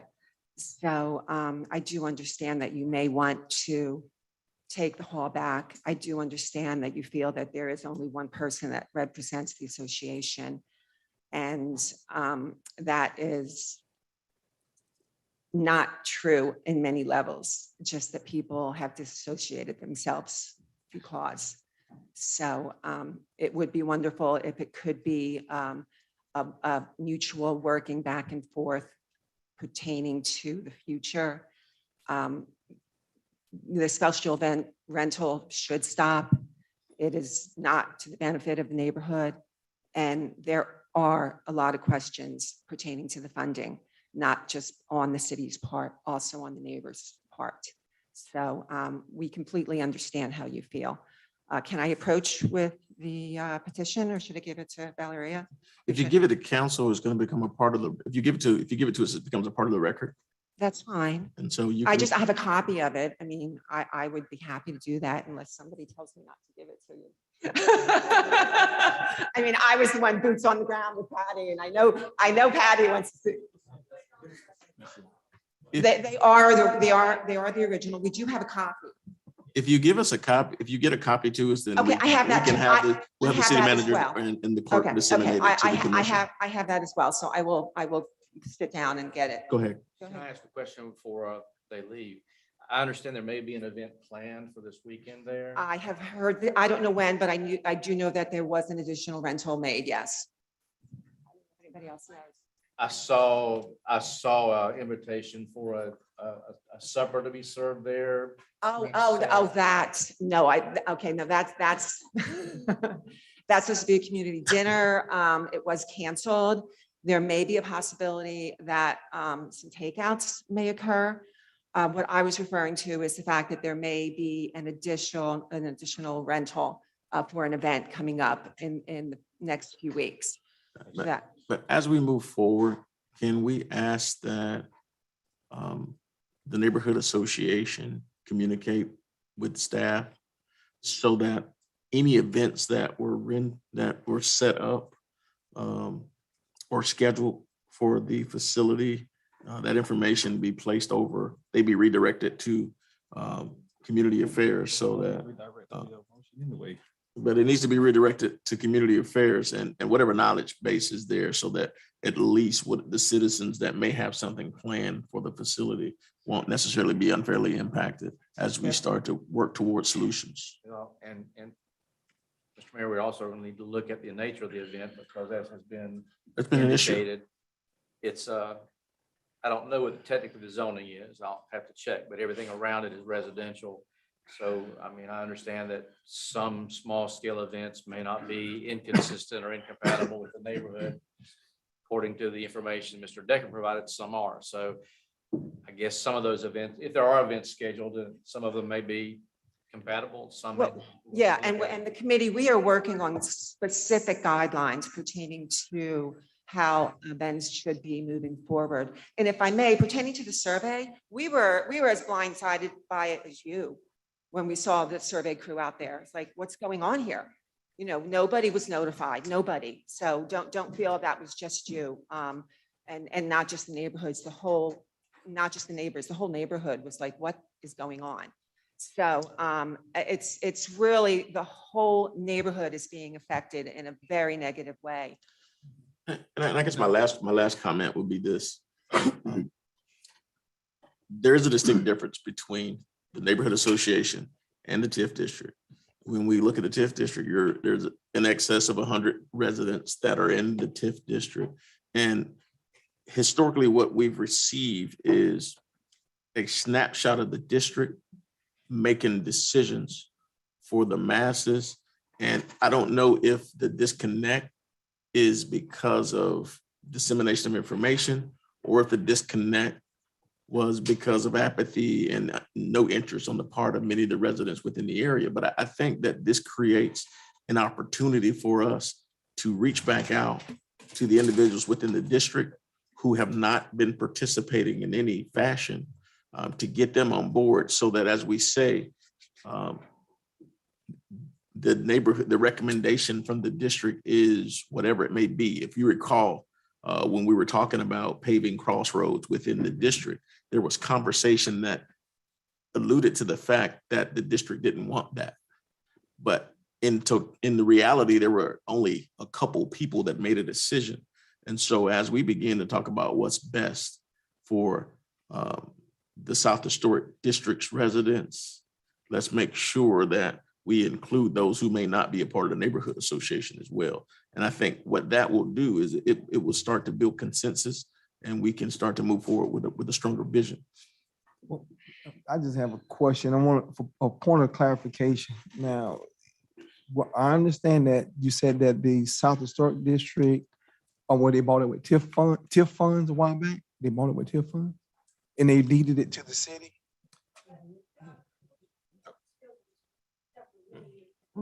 TIF funds is the city. This is actually quite interesting. So it's a good. And those TIF funds were also used to renovate the building because at that point it was a laundromat that had closed. So TIF, would that still be the city's? It's still City's detached. property, city property. CRA, it wouldn't be. Right, CRA, right. So so I'm just trying to figure out, because I was just trying to figure out, if it wasn't the city's property, I mean, I would just like to get out of the liability. No, it's a city property. It's definitely the city's property. Right. So I just want to make sure I made a point of clarification. And by the way, where I TIF was- funds are taxpayers' money also. Right. So I just want to, so we got a. Thank you. Thank you. Do we have Commissioner Campbell? Not to supersede you, but if we were looking to bring this resolution to a resolution, I'm ready to make a motion. But I make the motion that again, the city reclaim the building in its entirety, including keys, all access be given back to the city, and we again rebuild that relationship with Southside Historic District over the next 2 months. So that would be my recommendation. But we'll rebuild its directing staff to meet with them, to work toward a solution. To work towards a Second. solution. There's a motion on the floor. The second, is there any further discussion on the motion? Question. Questions, all in favor, say aye. Aye. Opposed, motion carries unanimously. And again, thank you for coming in and thank you for your candor. And Mr. Sheffield, are you going to hang around for a little bit? Okay, thank you.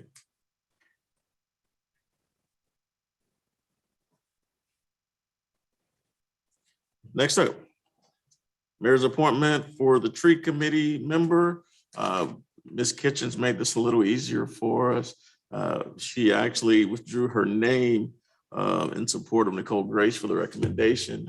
Ms. Kitchens sits on our ZBOA and works diligently in other capacities to help the city. And so we have one application, and that is Ms. Nicole Grace for tree committee.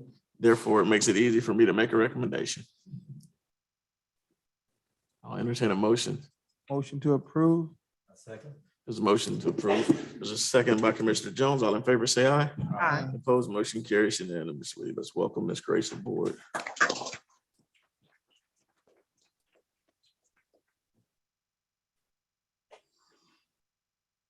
believe she's here. Ms. Grace is here. You want to come forward? It's the easiest win you had, huh? That's what I just said. It was the easiest interview ever. Thank you very much. I'm really excited. I'm Nicole Grace with the Executive Director of Keep Hutton Beautiful at 205 North Second Street, there. And we are, just as our mission statement is, to support all of the efforts that beautify and our beautify the environment, and of course, waste stream support as well. But trees, 30 years as a tree city is fantastic, and we want to completely support that. Thank you very much. Thank you. I want to make sure that we also thank Allegra Kitchens for her service to the tree committee. As a commissioner, she was the liaison for the tree committee, volunteered for that position, and she continued on in that same capacity for 8 years. As a citizen working diligently with the tree committee, making sure that as an Arbor City, that we were following the directions and the covenants that we agreed to. And so let's give Ms. Kitchens a round of applause and a thank you.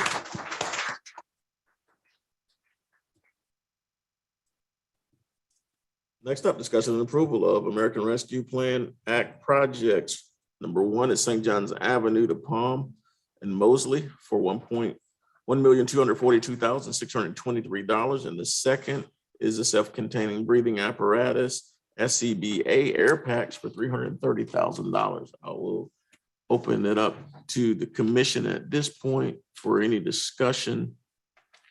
I made a point earlier, being that we are looking to have a workshop. Should this actually be discussed here at this platform, or should all of this information be provided via the workshop that we're looking to have? Can I ask some questions about timing? Go ahead. So I'll start with if I could, start with the air pack issue first. Chief Taylor, I need to ask you a couple questions, and Ms. Shank. And I'm asking because I don't know, not because I'm trying to make a point. The air packs that are referenced, subparagraph 8.2, at a cost of $330,000, they are to replace air packs you have right now? Yes, the ones we have now are from 2007 and they're obsolete. Okay, so my question is, you say they're obsolete, but does that mean they basically that they're newer models, or does that mean they're either one out of license and can't be used, or two aren't operable? They're not repairable. And so they have 3 more years on the bottles, but the packs themselves, as they break down and little parts break down, we can't get them. So they can't be replaced. Right now, we have about 15 packs out of service out of our 30 packs. So you've got 15 packs at work. So potential life safety issue. Yes, sir. So if you order those packs, how long does it take to get them in with things happening like they are now with supply chain? So several months, and they're trying to lock them in because they're expecting an 8% charge to go up again in April. If we don't use ARPA money, where's the money going to come from to? General fund reserves. Reserves. So you've got 15 packs operable. How many packs do you need to run your shifts? We're trying to get 36 replaced. How many do you need to run a shift? Will 15 packs? It's double what our shift is. So we have 7 on shift. So Yeah, you can run the shift with it. You can run the shift with that. So I guess the question is timing. How can you afford to, can we wait until the workshop is what I'm trying to get to? Is it, and I'm not saying yes or no, can we wait till the workshop to make a decision on this? If the workshop is 3 weeks from now, make a decision at that point, is that going to do anything to significantly impact our getting the packs? I don't think so, sir. That's the answer to the question then for me. Okay, thank you. Okay, can I go forward on the second item? Same question for the second. Yeah, project. same questions for the second project. My understanding and my understanding is based upon the inquiries that I've made of Mr. Griffith and Ms. Tucker. So I don't claim to be an expert on every project the city has. I rely upon general services and grants for that. But what I've been advised is that Ms. Tucker's on board. right, she's on the phone. So looks like she's got an extra set of hands there. So my understanding was that the ARPA monies were being suggested to fund the potable project on St. John's from Mosley to Palm. If ARPA monies aren't used, SRF money would be used. The Right. SRF, that's the State Revolving Loan Fund. That money is coming from a loan that we already have in the amount of $10.8 million. We have that amount of money, but that pot is being used to fund all of the potable, all the unfinished part of the potable downtown. In addition, the design of the project for which that money was basically allocated included a neighborhood that is bounded on 4 sides by 13th Street, St. John's Avenue, Krill, and Mosley.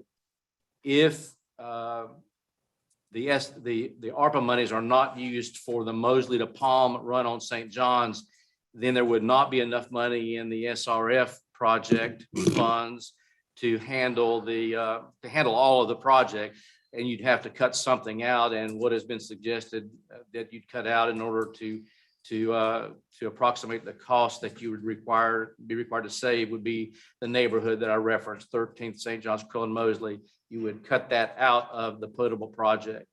So the way it's been, and by the way, the run from Mosley to Palm on St. John's is time sensitive because we have to have our pipes in before the county does its paving.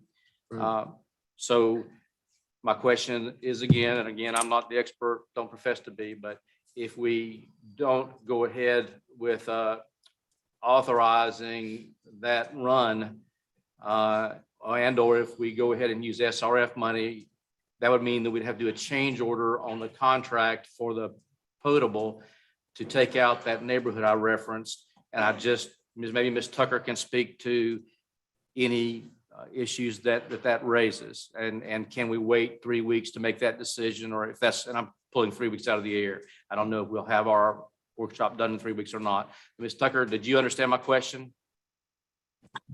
Yes, sir. This is extremely time sensitive. It's really important that we get this project underway so that we have the pipes in the ground and are out of the way in order for the county to come through and resurface the road there. And not using ARPA funds for this phase would negatively impact other scopes of other potable projects that are already underway.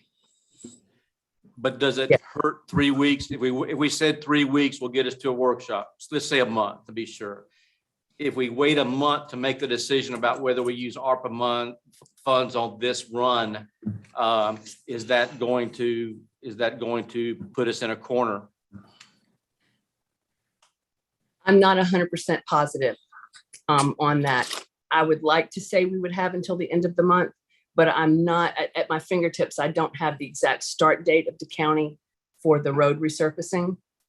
And with the supply chain, I worry about not authorizing the contractor to go ahead and order the materials because materials are constantly taking longer and longer to come in. All right, one more question and then I'll stop, maybe. All right, Counselor. So if you go ahead and move forward with the run from Mosley to Palm on St. John's, but you plan on using SRF funds, understanding that if we don't replace those funds or find some other funding source, we'd have to take out that neighborhood of 13th, St. John's, Krill, and Mosley. Could you, after a month or whenever we get through with the ARPA, could you then use ARPA money to do this 13th St. John's, Krill, and Mosley if they decided to use ARPA money for any part of the potable? Yes, if they decided to do that, that could happen. Okay, so that would mean that the 1 month would not be critical unless I understand. Correct. Okay. I understand as well. Mr. Jones. Ms. Tucker? No, well, I guess I will. So how long was this project on the books? Well, the St. John's Avenue project? Since middle school.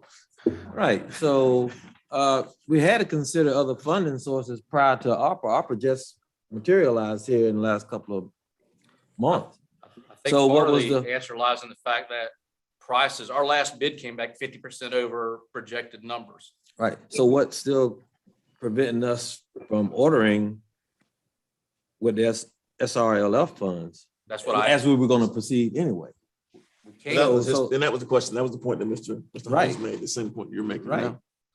So I'm back with Commissioner Campbell, we'll just have to move the workshop up.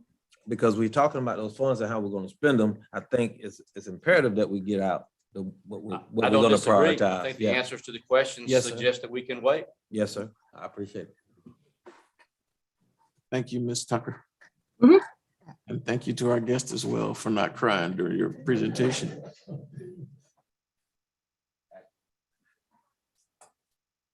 Yes, ma'am. Who's next? Michael. Okay.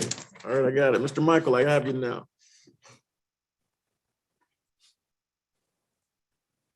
Okay, hearing that information, what's the pleasure of the commission?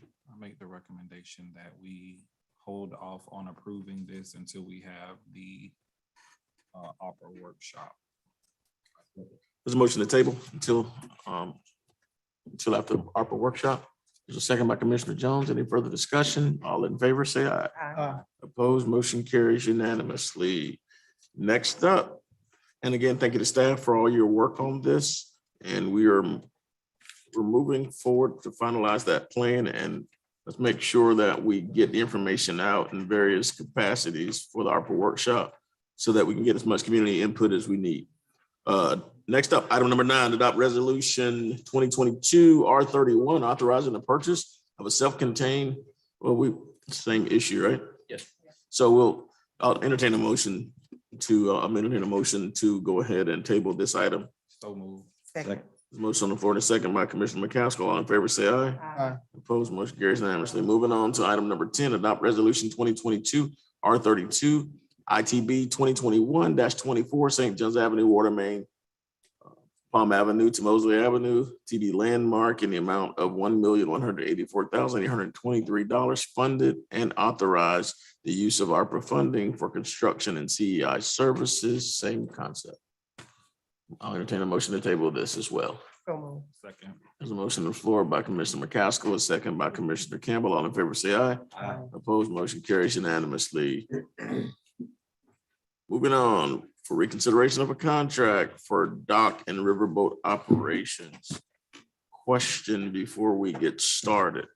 If we have a motion for reconsideration, when there's a 2-2 vote, do we need a motion from what's deemed to be the prevailing party when there was no prevailing party in essence? Glad you asked that question. That thought occurred to me as well. So what I found under Robert's Rules of Order, and as the mayor and the city attorney and I have all mentioned earlier, they don't teach Robert's Rules of Order in law school. That's not something you learn in law school. But many organizations adopt Robert's rules as their rules of procedure. So it becomes a guidance. So what I found under Robert's Rules of Order is that essentially when a topic is going to come up again that was dealt with at an earlier meeting, the meeting before, it technically isn't a motion for reconsideration. It technically is basically just a motion, renewing the motion. And without going into great detail, it states just the couple sentences. We've laid out here the constraints on tackling something again during the same meeting. In contrast, Robert's Rules of Order makes it easy to reintroduce a defeated motion at a future meeting. This is called renewing the motion. All a member has to do is to request that the motion be placed on the agenda or bring it up at the right time during a future meeting, provided notice requirements have been met. So, But have the notice requirements been met? it was put on the agenda as. But it was put on the agenda for reconsideration and I just want to make sure that when we speak, because we know things can be taken many different ways, but here specifically, it's being asked for reconsideration and not. I think it was, well, I'm not supposed to, my opinion would be if I were the city attorney, which I'm not. She's sitting next to you, by the way. Put your mic on. Listen.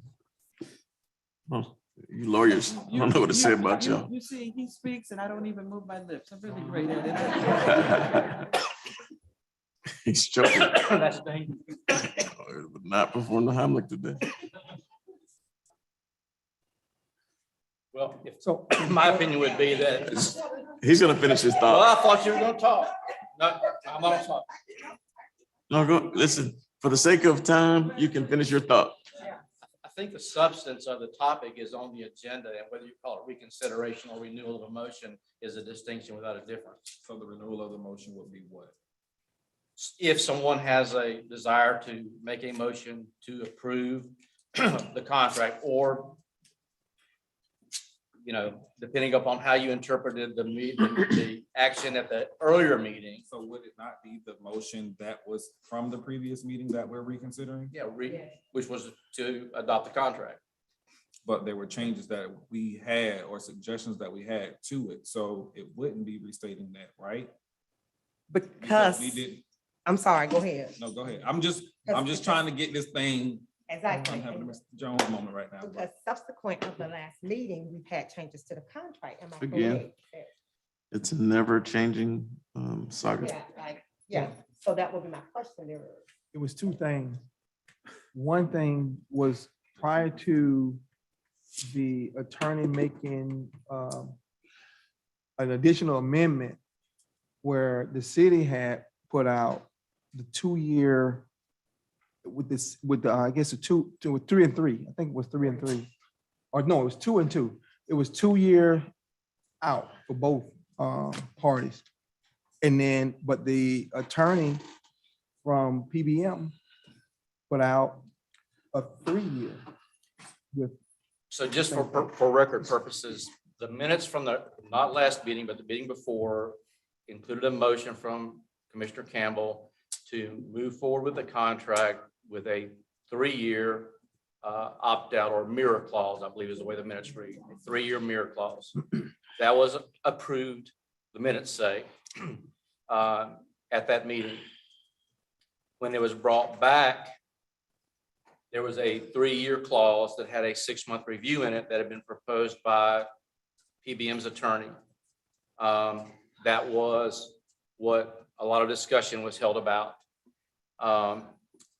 And then I had, after the discussion had gone for some time, provided a mirror clause a little bit more simple than what had been suggested by PBM's attorney that had a 2-year provision, because quite frankly, my memory at the time, or my impression, or whatever, I guess, that I had been thinking all along was that it was a 2-year opt-out instead of a 3. It was.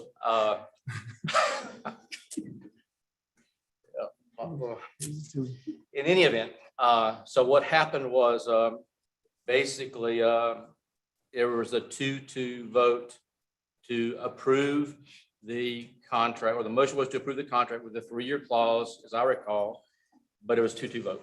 Yes, I made the motion to stay with the original because we had gotten the amendment the same day, a couple of hours before the meeting. And so I said that I was not going to vote on something that was fresh off the press. Well, I guess So, yeah, right, my right. opinion would be, instead of getting too tied down to technicality on this point, if you renew a motion to approve the contract, I think you open the floor for discussion on how that mirror clause goes.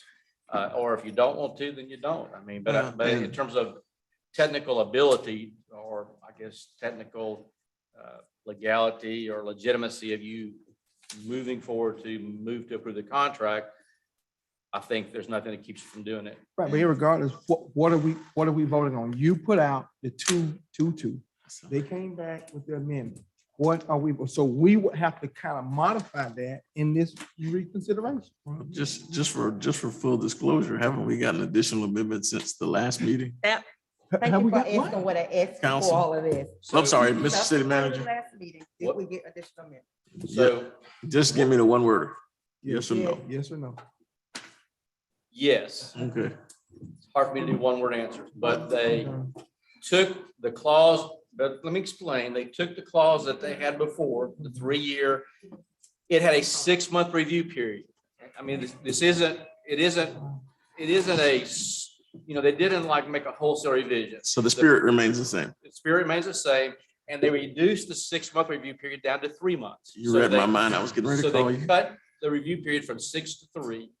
And then she incorporated some of the good faith language that I had in my version. So you basically have her version from before, except she reduced the review period from 6 months to 3 months. Remember, after 3 years, you had a 6-month review period to decide if everybody was happy with the contract. She reduced that down to 3 months. And then she put some of the good faith language in that was in mine. So it wasn't a wholesale revision. Go ahead, Mr. Legacy. Say 135 Middle Point Lane, representing PBM. I appreciate that you guys are going to have this discussion, but I really think I need help with some of the details and the facts.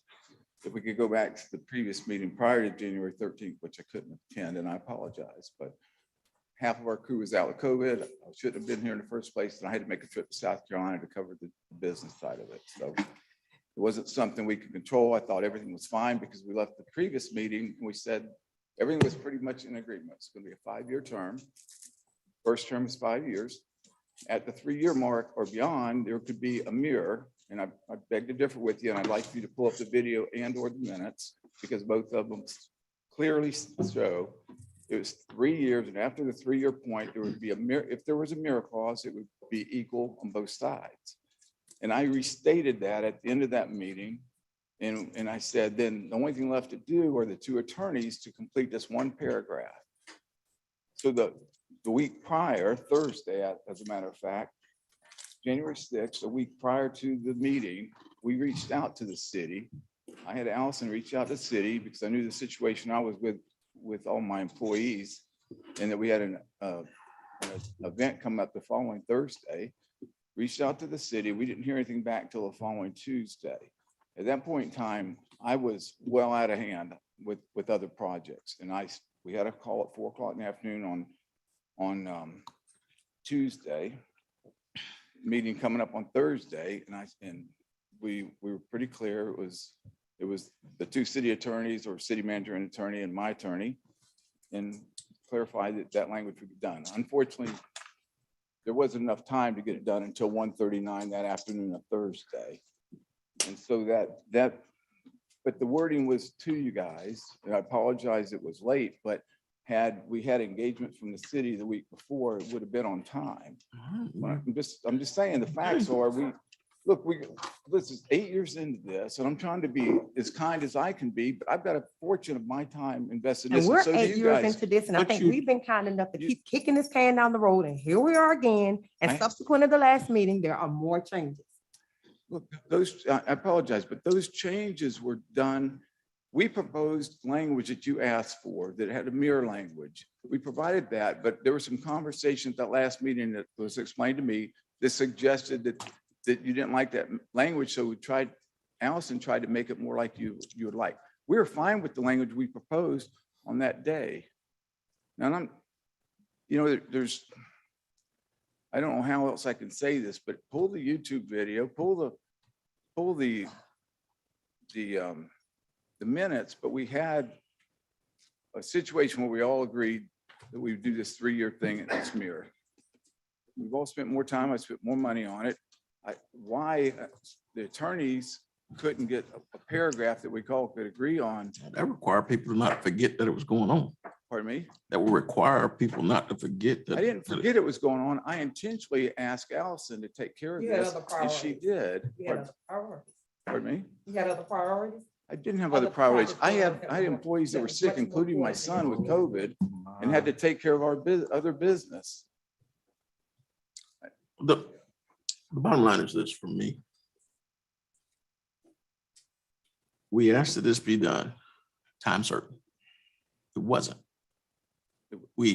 It fell off the radar. That's what the narrative I heard that went on. I made that statement on that call on Tuesday afternoon. I clearly stated, and I'm sure the city records things. What I said was, this was no longer on my radar screen because there was one paragraph to be done. There are 2 attorneys working on it. My phone's blowing up Tuesday morning. I'm trying to get in a transporter with what limited guys I have to leave town. And my phone's blowing up for the city's calling me multiple times saying, we got to get this done. I'm saying, we sent you guys an email on Thursday morning. We've yet to hear back from that. We didn't even know we were on the agenda at that point in time. So, I mean, there's 2 sides to You this, said you guys. watched the video? Pardon me? You watched the video? Of which video? You watched the video. You said you watched the video of the prior meeting, but you didn't know you were on the agenda. That was just when we were returning was discussed in the prior meeting. Yes, but we never got confirmation that we were on the agenda for that coming Thursday. You We got thought we confirmation were. the night you stood up here. Look, on Thursday, we reached out to the city. I have the emails with me if you'd like to see them. I've No response. seen the lines of communication. I saw the email There's chain. no response, trying to find out. And the question was, here's what we need to do to get this done. Are we on the agenda? And there's no response from the city. Here's my question. Do you seriously want to do this contract? Yeah, we Next want to do question. it. I'm invested into it. We want to do it. I want to make the riverfront a success Why? because I've got a marina there also. I care about the city. I was born here. Excuse me, I wasn't born here, but I grew up here. I mean, it's what I know from my childhood. I have family, I have friends here. I want to make a difference. I'm not doing this for the money. There's no way there's enough money in this for the amount of time it's going to take to do it. We're going to make a difference. We've committed to it, and I'm going to see it through. My biggest concern is, and then I said it before and I'll say it here, so you can hear it. My concern was if this could fall off the radar at the most critical point, and I'll let you talk, so I would hope that you just listen to me the same way I just listened to you. That this has been going on well before I got here. And we're in the 11th hour. We're at the end of this game, and this thing is finally looking like a reality that the deal is done. And when it's time for that to happen, we walk back in here and it's not. Mayor, I had an attorney here. You know how much attorneys cost. The only reason she's involved is that agreement was complex. The city, I mean, what? You don't even have a clue how much I spent in 8 years on this because the city provided an agreement that I can't even begin to understand. So she's been involved since day one. Why couldn't she come back with a paragraph that met, by the way, the city staff, except that Don, I think will tell you, when we provided that wording, said, yes, I think this is okay. But he didn't have the final answer. He didn't have the final say. That's the piece of the puzzle. But our task, when we left, you gave us an order to go out and get the language done, one paragraph done to add to the agreement and bring it back to you. No, but you rewrote the entire thing. And no, are you talking about this last time? It was rewrote. It was rewritten. It was rewritten since this last meeting when I wasn't here. It was when it came in that meeting that you were not here, it was rewritten. No, that was the wording that was to show the 3-year mirror clause, which is what was stated in the previous meeting. That there would be 3 years and there would be a mirror clause. And I'm sorry that I disagree with 2 years, but. Hey, listen, you can disagree. And we will agree to disagree. But at the end of the day, the clause was rewritten. Some of the spirit of the clause remained very similar. I mean, maybe it's just my problem, just that 11 College of Law thing that tells me that it was rewritten. But for the January 13th meeting, so pay your lawyers, don't argue with the other one. I promise you, it's just different. The clause was different. And then now we got more changes. And so at what point, for me, this is my issue. When did the changes stop? I don't know what changes there are. So if it is, it's a combination of the city's writing and it's our writing. But go back to the previous wording. I wasn't here to defend what we were doing, but we're trying to meet what you said, and that was give you an out, the same out that PBM would get out. Other than that, the entire agreement seemed to be satisfactory. Any other comments or questions from the commission as it pertains to this issue? Listen, we've been working on this for years. More than anything else, I want to put this baby to bed so we can move forward and go on about other business. This has tied everyone up. If there's ever a situation where there's a guarantee that there's been negotiations in good faith, it's during this decade of negotiation that people have tried to make this deal work. So we're at a point now, I think just the reality of it is we still need someone. And at this point, there were 4 commissioners present. we asked your council, would you be in agreement with the 2-year mirror clause at that meeting? And she said she didn't have the ability to answer. didn't. And that was the sticking point of the whole thing. Had the answer been yes, we'd be done and this thing would have probably been approved. And so I'm going to pose the same question to you, and you got the authority to do so. I'm not interested in doing a two-year deal. We agreed at 3 years. I've shown you guys the pro forma before. We'll lose money. We will not make a cent till after the middle of the second year. We'll get to break even. Just, there's too much of investment. Okay. Nobody could possibly And if do you that. invested that much and you've gotten this close to do that 2-year clause, why not? Because anybody I can get to help with the rental boat operation, first I have to lease those boats, purchase those boats or lease them. They're not gonna, so I have to come out of pocket cash for Mr. Holmes.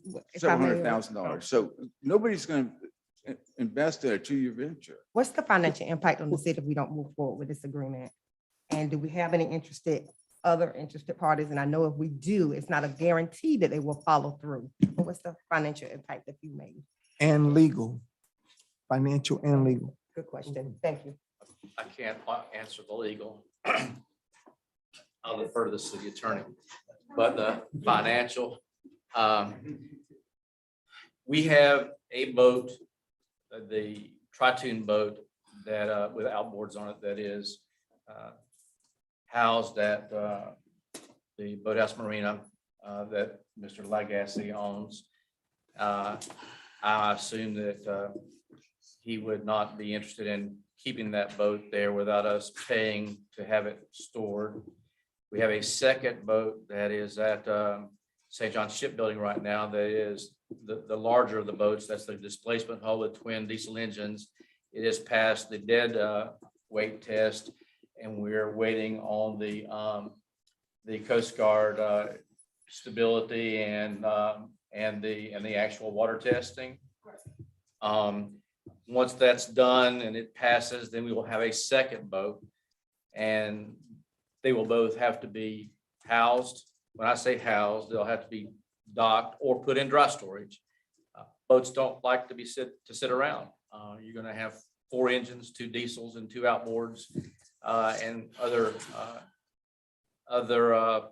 apparatus on the boats that, if they're not exercised, for lack of a better term, they will deteriorate. And so you're going to have 2 boats in storage somewhere, either on land in dry dock. But there's this possibility of us putting them up at Gibson's dry dock on land, but you can't run the diesels there for sure. You could run the outboards with collars that you could force water into their cooling system. So they're going to be an issue. They're going to cost money to store. They're going to cost money probably to deteriorate in deterioration and depreciation as they sit there. And then we're going to be looking for somebody else to operate them.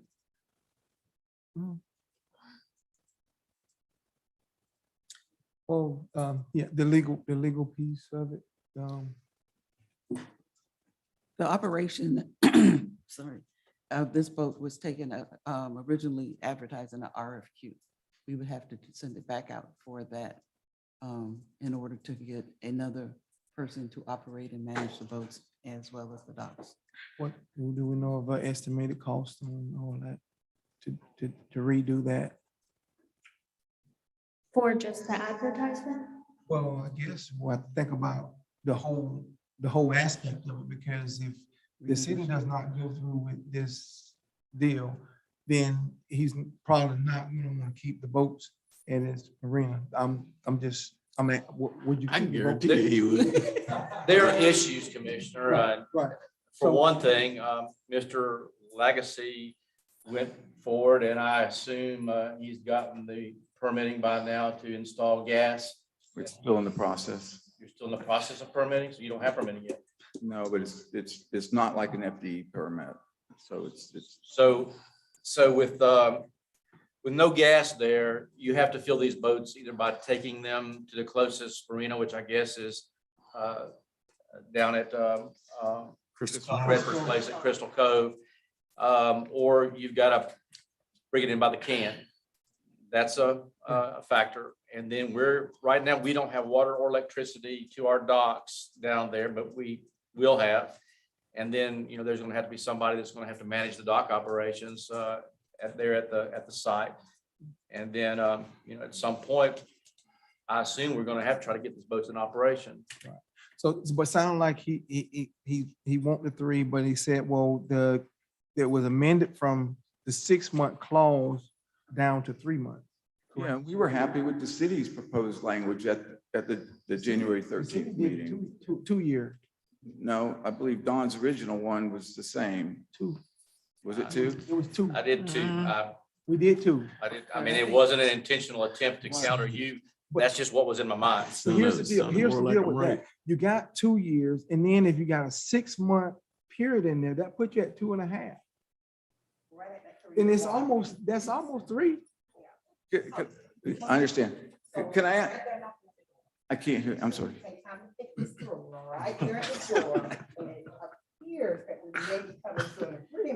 Let me ask this question if I could. So do you not, I understood your statements to me all along have been, hey, you can't get a concession there to buy in if they only have a lock on 2 years. And then today you mentioned the boats, but if this thing is working after 2 years, don't you believe that the city's going to want you to keep going with the thing? And if it's not working after 2 years, you are going to want to do. I would think the city would, but no, I have a lot of other questions, but what I can't understand while I'm standing here trying to make a business decision is how we went from a vote of 5 with that wording to what this narrative and this discussion we're having tonight. It's just beyond me. Well, because we had our city manager to work with you on it, and he put together the 2 for the best interest of the city. He made some modifications to that original, that contract, the amended contract. So he made the modification in the best interest of both the city and you. And there was your attorney was here, and she said that she would not go with the 2-year deal. What actually happened was, and I don't mean to correct you, Commissioner, but this thing has been so confusing that I can understand how anybody can lose track. We didn't have the language from Ms. Curry as of Wednesday, was it at noon, which is when it was promised. It was supposed to be here Wednesday at noon. I believe that's, my timing is right on that. Okay. By noon. So I put something together so there'd be something in play, Okay. so that it wouldn't just come to the commission with nothing in play. Okay. Then when I put that thing together, sent it to the city attorney for her review, that afternoon, we got the language from Ms. Curry. And so at that point, I went ahead and forwarded Ms. Curry's language. And to be honest and accurate, Scott, what I told you was her language did not offend me. That was my quote. I didn't say this will work. I said her language doesn't offend me. And it didn't. And so that was what was put in front of you. And then when we got into this, the commission never even saw my language at that point. But when we got bogged down, then I left the room and got my language and brought it back and said, well, this is what I had put together, if y'all want to consider it. And that's how we got where we are. And mine did say 2, but it wasn't a conscious effort to counter hers. I just had 2 in my mind. You just heard what I heard. Right. Can we agree that the minutes state 3 and that the video says 3? Well, that's what we originally talked about in the beginning, 3. We wanted it out. You have the power over your attorney. So we can come to an agreement tonight. But we already had an agreement You just take the time to stop trying to put us out on the spotlight and show the commission up. I'm tired of going back and forth with that. We and staff. So we just need to come to an agreement. You're the one. Do we need to recess, Mayor? I'm sorry. Well, 5 minutes or something for him to get his thoughts together and think about this thing, or what? Because I'm done. I'm ready to put the thing to rest tonight. Would you like a recess? Yes. We're in recess. Please get your thoughts together, because you threw the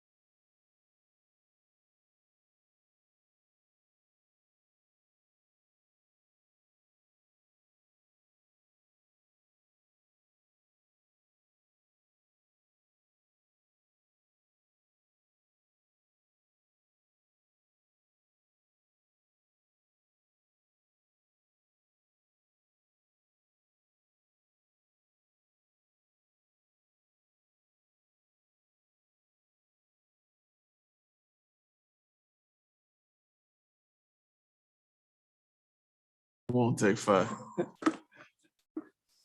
Okay, we're back on the record after our 10-minute, 5-minute break. And so I'll go ahead and let Mr. Legacy at this point kind of give us an update since the break as to So, where we are. thank you. Could I ask on the language, the mirror clause language, is that language acceptable? The language that we presented, is that, The miracle? yeah, it doesn't have anything to do with the length of the term, it just, It- or you can Again, change I have no that. problem with the language. I'll just put it that way. To me, is it acceptable? Yes. As the mayor indicated, I don't have the final call on that, but from my perspective, I don't find anything about that language that's injurious to the city. So I'm in agreement to changing the part in there about from 3 years to 2 years. It's still, and what it says is the city and PBM, and you can edit the language if you like. It says that the city will meet after those 2 years, the city and PBM will meet after those 2 years, and either party wants out, they'll discuss why and see if there's a way to resolve that. If there's a way to make the business operate better, more efficiently for both parties. And then we go from there. So if the commissioners are in agreement to that, I think that PBM can make this work. I'll make a motion that we accept the 2-year with the language, the opt-out. I'll make a motion that we Second. accept the 2-year and the opt-out. So the motion is to reduce the mirror clause to 2 years based upon the language presented by Ms. Curry on behalf of PBM. And it was all, that language was sent out to you a week Right. ago. And to adopt that language of the mirror clause as opposed to the language of the city, just for clarification for the record. Correct. And so that's the motion. Is there a second on the motion? I'll second. There's a second by Commissioner Campbell. Is there any further discussion on this motion? Questions, call, roll call, please. Thank you, Mayor Hill. Commissioner Tammy McCaskill. Yay. Thank you. Commissioner Will Jones. No. Thank you. Commissioner Justin Campbell. Yes. Commissioner Rufus Borum. Yes. Mayor Terrell Hill. Yes. Motion passes 4-1.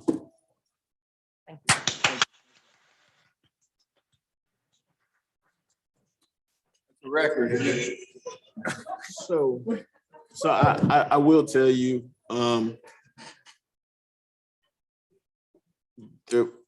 we appreciate you making the concessions. It's been a long time. We need to be in a position where we are all communicating continuously so that this works for the best interest of the city. And, there needs to be on both sides, I think, open dialogue, open books, and we need to try to move the community forward. This has been a decade of time on something that should not have taken this long to get to where we are. The community is in a much different position, and we're hoping that this works. And so this is where we are now. So congratulations. Thank you, sir. Thank you, commissioners. And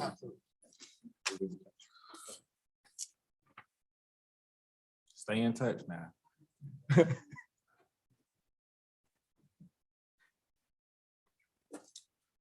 Never thought that contract would end. I didn't have gray hair before. Next up, number 12, public hearings. Item A, public hearing. Ordinances PB case 2139, request to annex and rezone 5 acres from County Urban Services US to city other public facilities OPF land use from Putnam County Light Industrial to City Light Industrial M1, location 3885 and 3891 Reach Street, Palatka. Applicant, City of Palatka. Annexation ordinance 2145, second reading. Thank you, Mayor Hill. Appreciate it. Ordinance 2145, an ordinance of the city of Palatka, Florida, annexing into the corporate limits of the city of Palatka, Florida, certain adjacent territory identified as 3885 and 3891 Reed Street, Palatka, Florida, 32177, part of the northeast border of official records book 974, page 313, contiguous to the boundaries of the city of Palatka, providing for scrivener's errors and providing for an effective date. So move. Second. There's a motion on the floor in a second. We'll now open the floor for public hearing. Is there anyone here for public hearing? Seeing no one, will close public hearing. Is there any further discussion? Question, all in favor, say aye. Aye. Opposed, motion carries unanimously. Moving on to item B, rezoning ordinance 21-47. Thanks again. Ordinance 2147, an ordinance of the city of Palatka, Florida, providing that the official zoning map of the city of Palatka, Florida be amended from Putnam County Industrial IL to the city of Palatka Light Industrial M Home for the following property: 3885 and 3891 Reed Street, Palatka, Florida, 32177, part of the northeast border of the official records book 974, page 313, providing for severability, providing for scrivener's errors, and providing for an effective date. So move. Second. This motion on the floor in a second. We'll open the floor for public hearing. Is there anyone here for public hearing? Seeing no one, will close public hearing. Is there any further discussion? All in favor, say aye. Opposed, motion carries unanimously. Moving on to an appeal of a decision of the Historic Preservation Board for a certificate of appropriateness. The applicant is Timothy Green. Location is 114 South 3rd Street, Palatka, Florida, 32177.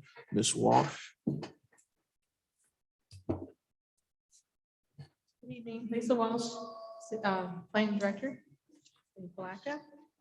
Mr. Green has applied to appeal the certificate of appropriateness decision that was made by the Historic Preservation Board at their last meeting. He had stated that he had an issue with the condition, one of the conditions that was put on the staff report that stated that we would like him to utilize historic designs and materials consistent with historic designs and materials in his efforts going forward. There really isn't a whole lot more to say on my part, other than he told the board that he would appeal the decision if they approved it, and they approved it. And so he's here tonight. Okay, at this point, Mr. Green, you want to come forward at this time? Council, is there any direction that you want to give at this time, or are we ready to move forward? We will move forward at this time. Mr. Green, and just for the record, Mr. Green has supplied us with an appeals packet, which includes several documents, and so we'll move forward. Just give your name and address for the record. Sure, thank you. Timothy Green, 114 South 3rd Street, in the South Historic District. Okay, I've said good afternoon in my write-up, but seeing that we're in evening now, good evening, Mayor, Commissioners, and all, thank you. As you know, for the past 2 years, I've been renovating my building with the hopes to make it a vibrant part of the Riverfront District. My current COA application details 18 projects that would improve the safety, accessibility, functionality, and overall aesthetic of the building and the surrounding area. Of the 18 projects, 17 were met without objection to their designs or materials during the COA hearing. The one project that the HPB did object to dealt with my sign, which is an extremely important part of the renovations. It was my plan to replace the elk sign with a new sign and logo. However, the HPB rejected the idea, claiming the elk sign is historic and iconic symbol of Palatka, of downtown Palatka. Additionally, the HPB has taken some steps to impose a mandate requiring that I use only historical materials and designs for all 18 of my projects, but without providing any specific guidelines or instructions. This creates a quandary since the building and sign are not historic, and none of my projects utilize historic materials or designs. While the city has a statutory process for designating historic sites, the HPB has ignored this process and has instead opted to assert their opinions as facts while using the COA approval process as a platform to push their false narrative. The impact of the HPB's actions could result in further delay of the completion of my projects. It increased cost of materials and potentially be damaging to the value of my building. So I take these matters very seriously. I hope you do too. So I'm here today to appeal the decision of the HPB on my certificate of appropriateness, HB 2130. And there are actually 4 parts to my appeal. So if you look at page 1 of the packet, and I apologize if I have to slow down sometime. I had a bout with COVID in December, and even though I was vaccinated, and it sort of slows me down on my breathing here. So my apologies for not speeding up a bit. The appeal is based on 4 objections. The erroneous classification of my building is historic. Number 2, the HPB under the advisement of Robbie Correa, chairperson, claims the Elk sign is historic and iconic and has mandated that the sign shall either remain in its current location or be enshrined or recognized in a kiosk in front of my property in public view. And that's pending future review in the next hearing, but I'd like to resolve that today. The HPB, number 3, the HPB under staff recommendation of Lisa Walsh, the city planning director, has mandated that my certificate of appropriateness restrict me to the use of only historic materials and details. I think Ms. Walsh mentioned that. And number 4, the HPB under staff recommendation of Lisa Walsh, city planning director, has mandated that my certificate of appropriateness include a provision that all building permits are secured prior to any work being done. And while I have no objection to the intent, I'll discuss that. I just don't think that's appropriate for the COA.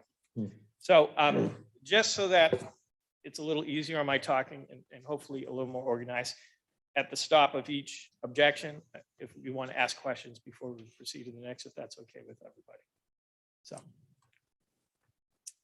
when considering my appeal, I think it's critical you understand the term historic in the legal process of how a building is designated as historic. But let me just take just a second to play the clip from my hearing and Ms. Correa's words as to how she feels it's classified as historic.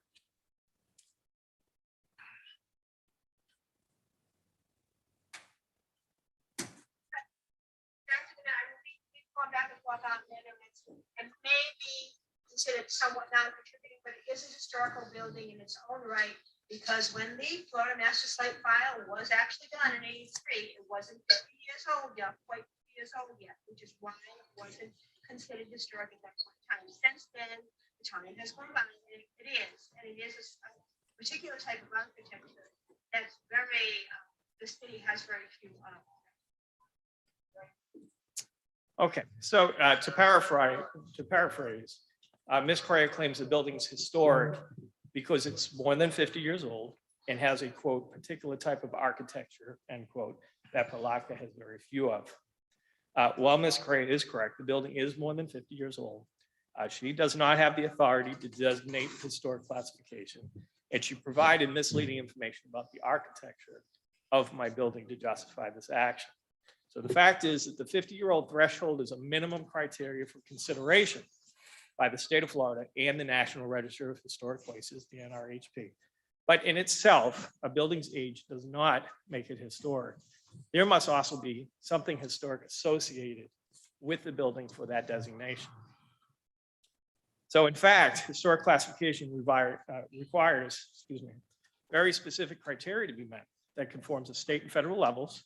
It requires 2 public hearings, and it offers an appeals process for the property owner. So if you'll turn to page 2, please, you'll see the quote at the top. But below that is Article 3, Section 5477 from the city's statutes.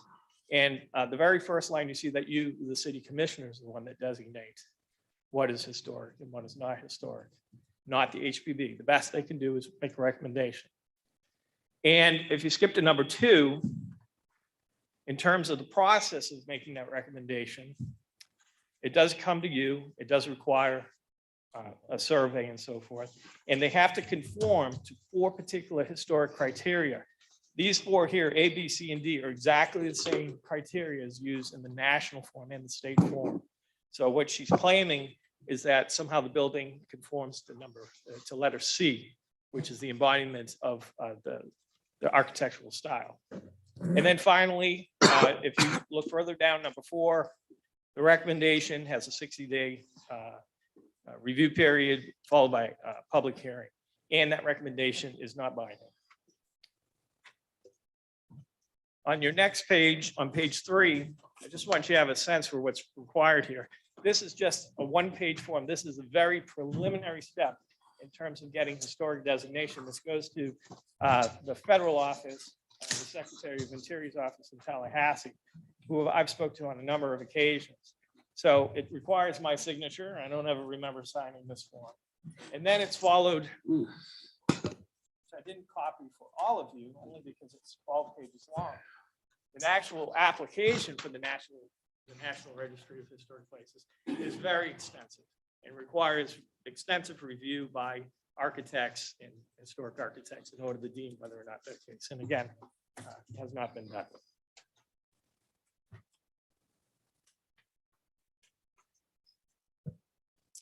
So with respect to my building, the statutory procedure appears not to have happened. And as you can see, you do make that final decision if it is something you want to pursue or not. It should also be noted that the building turned 50 years old in 1990. And that means that the building has been eligible for this evaluation for 31 years, 7 of which Ms. Correa and several other HB members have resided on the HPV. So they've had plenty of opportunity. But during this time, not once have they brought it up for consideration. And that begs the question, why? Why not? And the answer is rather simple. My building, and particularly architecture, it's not historic. So I don't want to litigate the whole issue because again, that could take a whole nother hearing, but let me just give you some brief highlights on this. So again, we're looking at the criteria on page 2, letter C, as to what qualifies or embodies historic architectural character. And then if you please turn and look at page 4, you're going to see a footprint of the building, how it is, the pink area representing how it originally was, and some just bullet points there. And just to review, with regards to the building, more than 40% of the existing exterior structure is not original to its construction in 1940. The exterior front stairwells, the alleyway bathroom addition, rear deck and rooms, pavilion and brick oven in the back, all added between 1947 and 1950s, nearly a decade after its original construction. Furthermore, the building, this bright blue area, which was used as a restaurant and the bar area for the Elks when they did occupy the building. That 2,000 square foot building was added around 1970.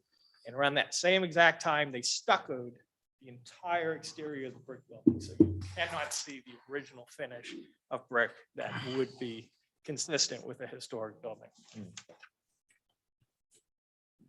Additionally, the railings, although I've removed them, they certainly didn't pay attention to the quality materials. They used simple plumber's pipe for all of the railings in the building. And generally speaking, there really is an absence of any architectural features to that building. So it's a beautiful building, in my opinion. I love it. That's why I bought it. But historic, I don't see it. And in terms of the criteria, it has to be a distinctive historic architectural style from a specific period, a specific method of construction. And quite honestly, with all these styles and transitions, it just doesn't meet that expectation. Now, for the record, there are buildings, Elks buildings, that are considered historic. In fact, nationally, there's about 54 of them, okay? So I've reviewed photos of all of them. I've only included one, which is in our neighbor city, Jacksonville. And if you'll turn to page 5, please, you'll see the Elks building on North Laura Street, Jacksonville, Florida, built in 1926. The architect is extremely famous, Roy A. Benjamin. And, you know, quite honestly, I looked at the building. It looks entirely original in terms of construction, but you can see they've added modern features and stuff, awnings and so forth. So 99% original, I think, of the Mediterranean revival architecture is intact. So the difference between my building and that one is you have a specific architectural type by a famous architect. Mine is a compilation of architectural mixes by non-famous architects.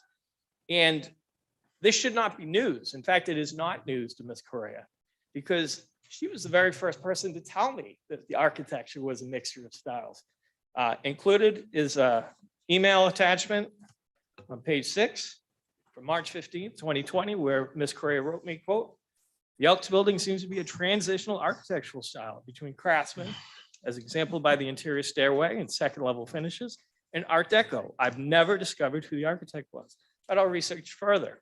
Well, 2 years later, no known architect. So it does appear that Ms. Correa chose to make some misleading claims about the architecture being historic during my COA hearing, when she clearly already knew that was not the truth. So I want you to take a look, please, at 6B. And I felt it was important to bring this up. There is another way a building can be considered historic. That's really what predominantly happens in a historic district. In 1983, they did an evaluation. Of course, they set up the district and they designated historic based on the various types of architectural styles that are contributing to this historic style. And they set up a threshold of what is called contributing and non-contributing. Those buildings and houses that are contributing share that common architectural style at period of time it's built. At that time, my building is not contributing because the threshold for that, and I brought the application here, the cutoff was 1930 and my building was built in 1940. And the architectural styles were more traditional American styles and not this mixture of Art Deco and so forth. Now, Ms. Correa has made arguments in the past that because time has passed, it does now sometimes in some ways contribute to the historic district. But that's simply not how it works.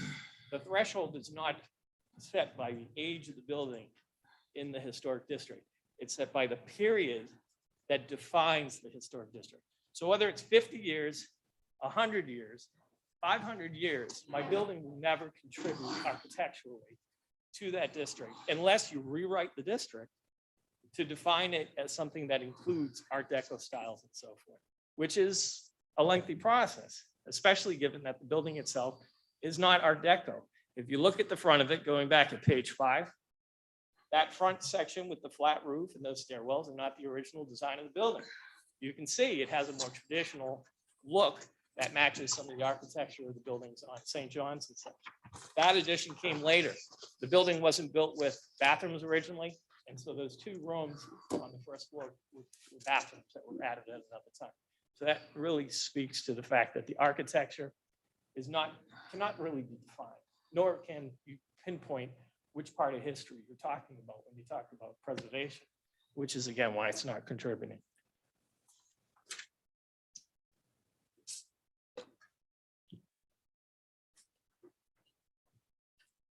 Okay, are there any questions regarding the building's historical So classification? Mr. Fair, she actually sold you that property? No. The person who sold it to me, interestingly enough, his name is Tommy King, who was a lifelong member of the Elks Lodge from that building. And sadly, he passed away this December. Else I would have asked him to come here. I was just asking because it was at the bottom of your email. Yeah, I ran as a into her relative. in the neighborhood. Okay. And we exchanged contacts and I tried to establish some sort of relationship with her. Gotcha. That's all I. Yes. Any other questions with that? Okay. All right. So let's speak about the elk sign if we can. My next objection is to the decision by the HPB to mandate that the elk sign remain in its current location or be commemorated in some manner at the front of my property. As described in the application, there's a pole mounted sign. So there's one of the few buildings that has a pole mounted in the sidewalk. Has an Elks Lodge sign on it. It's plastic. It's double-sided. It was illuminated at some point. It hasn't been from the day I bought it. So I propose changing the sign because I'd like to rebrand the building with the name of Riverview Place. During the hearing, Ms. Correa stated that the elk sign is historic and iconic to downtown, and she should either remain in place or be memorialized in some manner pending for finalization and a hearing coming this March. The the remaining members of the HPB coalesced. Yeah, there was a lot of agreement in that among the members, and the motion passed unanimously. I'll spare you the audio so that we can move a little bit further, a little bit more quickly. So under Article 3, Section 5477, the procedure for creation of districts and sites, signs are considered sites. So it follows the same process with a sign, and you can have a historical sign. But it follows exactly the same process as you would a building. So if that wants to be a standalone historical site, then we need to go through the proper channel for that. Since the HPU has not utilized the process, I don't consider the sign historic, but I would like to consider the evidence. And I just want to bring this up before I proceed. You know, not one member of the HPB asked me why I wanted to change the sign. The only thing they asked me was what I was going to do with the sign. In fact, Ms. Cray made a comment that at least if he takes it down, later on, we can put it back up. I don't know what that means. Like she must know something about my plans of ownership for the building or something more, but she quickly covered her breath and said, well, I'm digressing. It clearly was an inappropriate remark, and I took offense to it. But let's look at the facts. In 2013, the Elks Lodge closed. The population of the city of Palatka was roughly 10,532 people. And I've done a lot of research online to try and identify the number of members. This is, I think, a high number for the membership there in Palatka at the time. I estimated 150 members, which would represent about 1.4% of the total population of Palatka.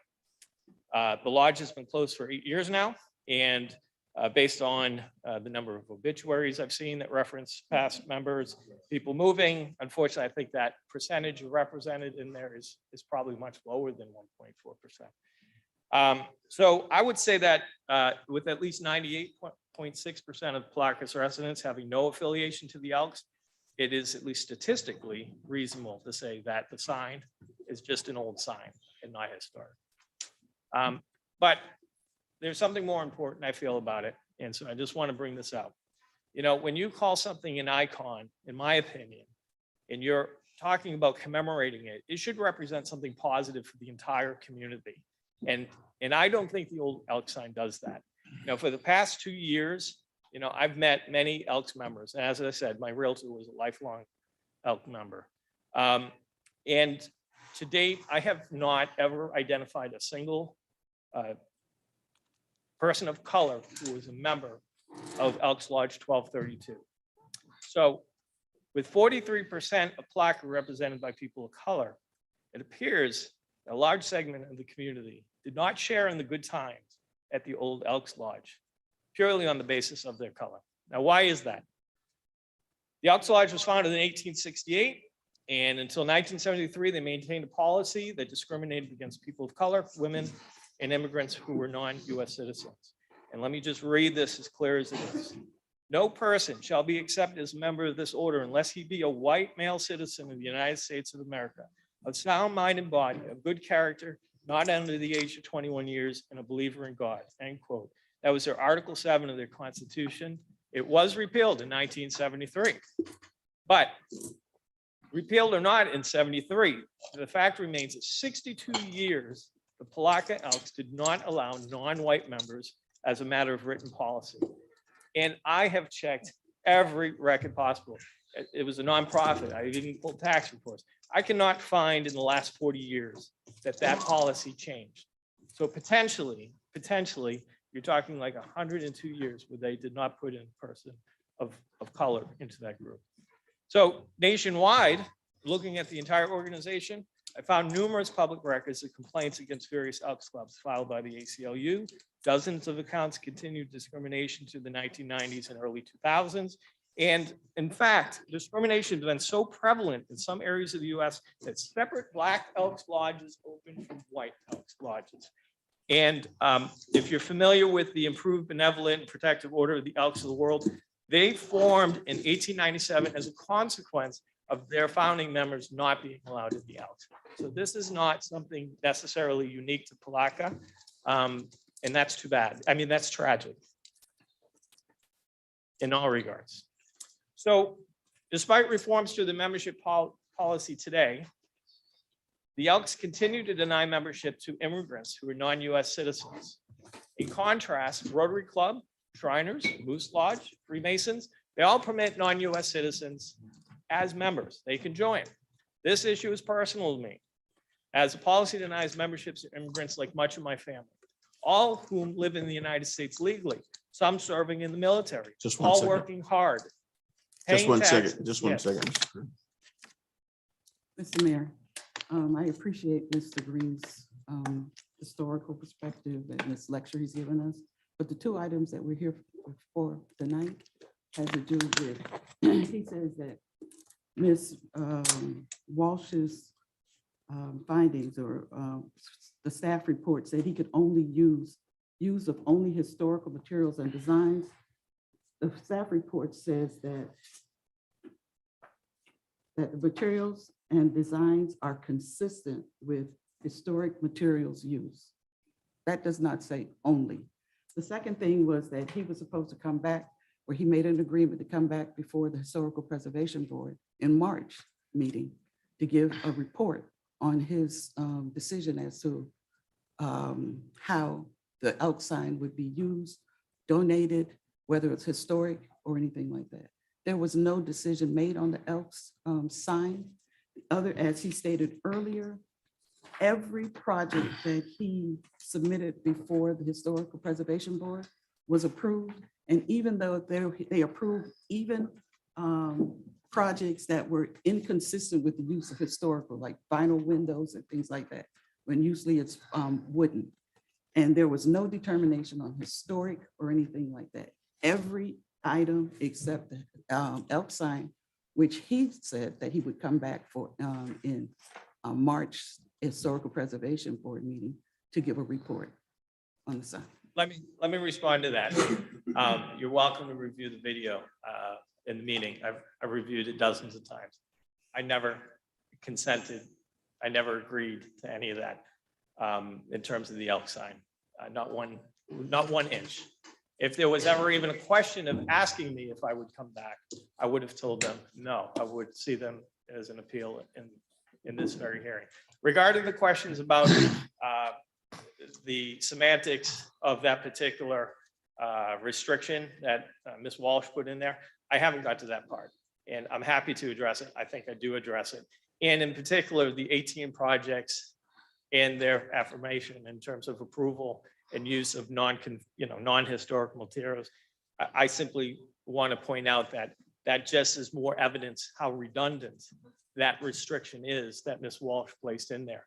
They've had ample time to review that. What materials are you trying to use that you haven't been able to use? Well, that's a good question.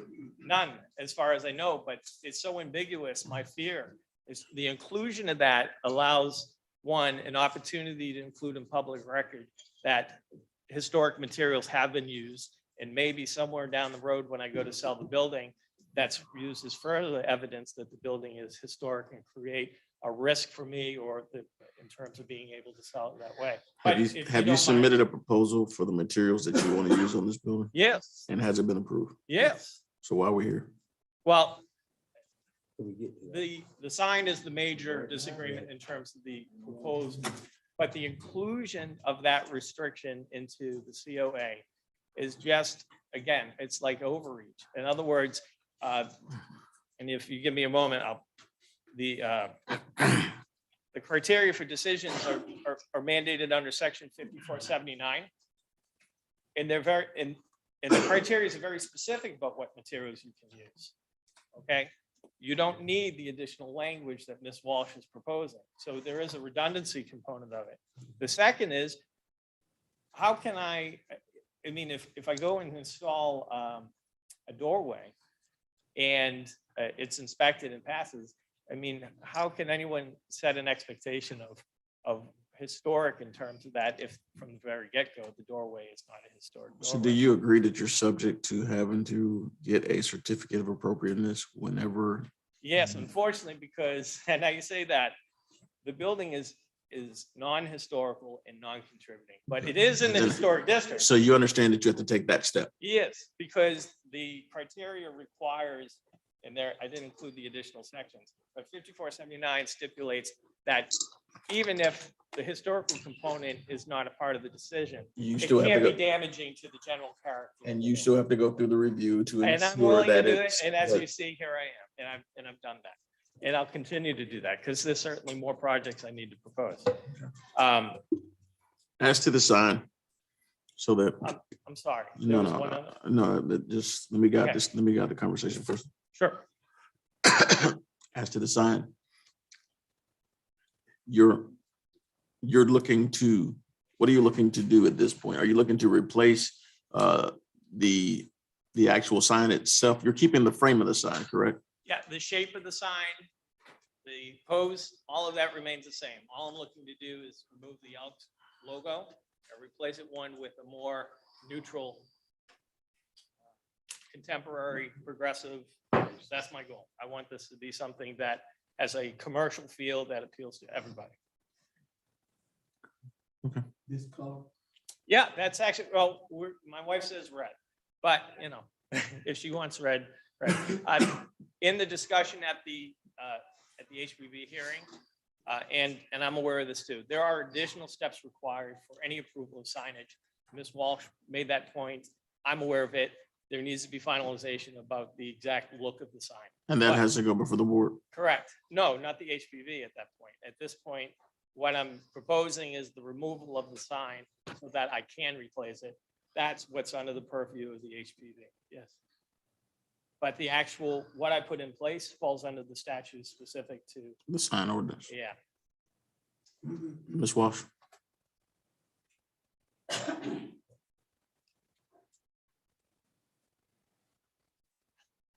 I do have a few comments. I will keep it brief. As you all know, the Historic Preservation Board is charged with enforcing the district rules that are in the code. The district was established by the State Historic Preservation Officer, and those codes are to support the Secretary of the Interior standards for rehabilitation for historic properties. That's the entire goal. Mr. Green, during the meeting, had presented about the sign that he wanted to change the face of it. He also suggested things that he wanted to do. He suggested donating it to the Elks Club. He suggested other things. But in the end, they all decided to come back and present alternatives, make that request of Mr. Green. My condition, number one, that he has the issue with the materials and designs being consistent, only supports those Secretary of the Interior standards. It doesn't say use only historic materials. I mean, that's pretty unrealistic. It just says consistent with it. And as supported by the board's decision to allow the use of the different materials that he requested in his application. Lastly, the argument that he is not subject to these standards because his building is not historic doesn't hold water to me because the building's in the district. Oh, he just said that. Exactly. Exactly. But to be clear, there has not been a designation of the building itself as historic. He just is inside of a historic district. You fill a card out for me. That's correct. I'll let you come up and comment, but you have to fill a card out for me at some point. That is true of of many buildings within the district. Right, I understand.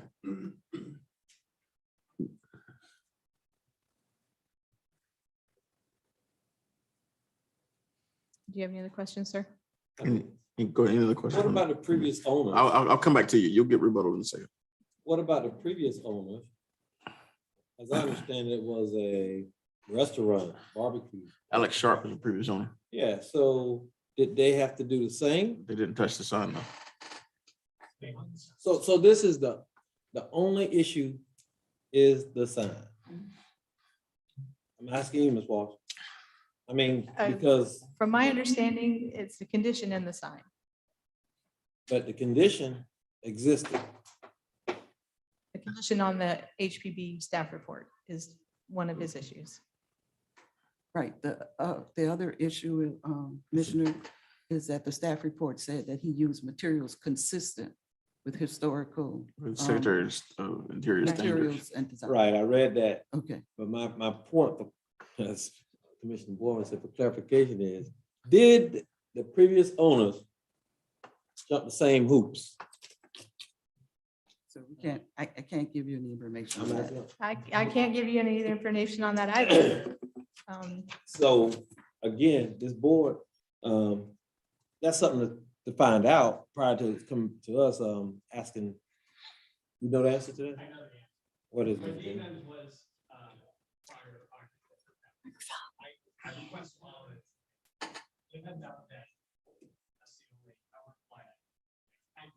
Because my building is a commercial building, I request COAs, copy of COA applications for every, including the Azalea Brewery, which isn't actually registered to start building and has never had filed a COA application for anything it's done. It's not. Not to drag that district, because I very much like what they've done. But this is my point about the stipulation, and I was trying to continue. Now, the wording, the addition of that wording is unheard of. I've sat through. Come up to the mic so we can, so it can be recorded. So one of my other complaints is the different type of treatment I'm receiving here. Sir? Yes. Just answer that. Yes, question, well, because ask, we're not giving you yes, the what's your question? And please restate. You said that you researched it to find out and you were going there, but you changed. Okay, yes, and so to answer your question, there has never been a certificate of appropriateness pulled on the property and from prior owners. And I confirmed that with the prior owner, and I've confirmed that even when I made the purchase of the building. All right, thank you. Yes. Go ahead, Yeah, Mr. something- Commissioner Jones, I mean, I can only advise the commission as well as the staff. These are valid laws that are on the book. They're part of the ordinance of the city of Palatka. And if they're on the book, then we're going to enforce them. What was done in the past, I cannot speak to. I Yeah, can only but- speak to what is happening under mine. But the history is important to see if we can remain consistent. Hold on. Commissioner Jones, you got the floor.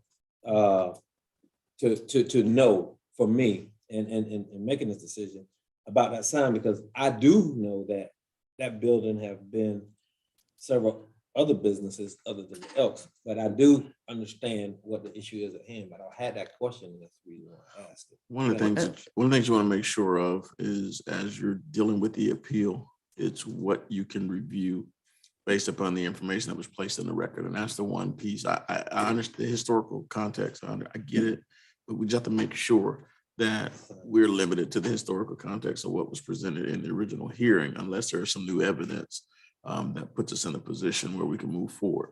And so we just have to make sure that as we review the information, and that it's also that we make sure that we adhere to the standards before us, so that everything is going to be in clear context. And just for clarification, sir, there has not been a determination made as to the sign at the HPB meeting. It was supposed to be, additional information was supposed to be presented to the board on the March meeting. Okay. And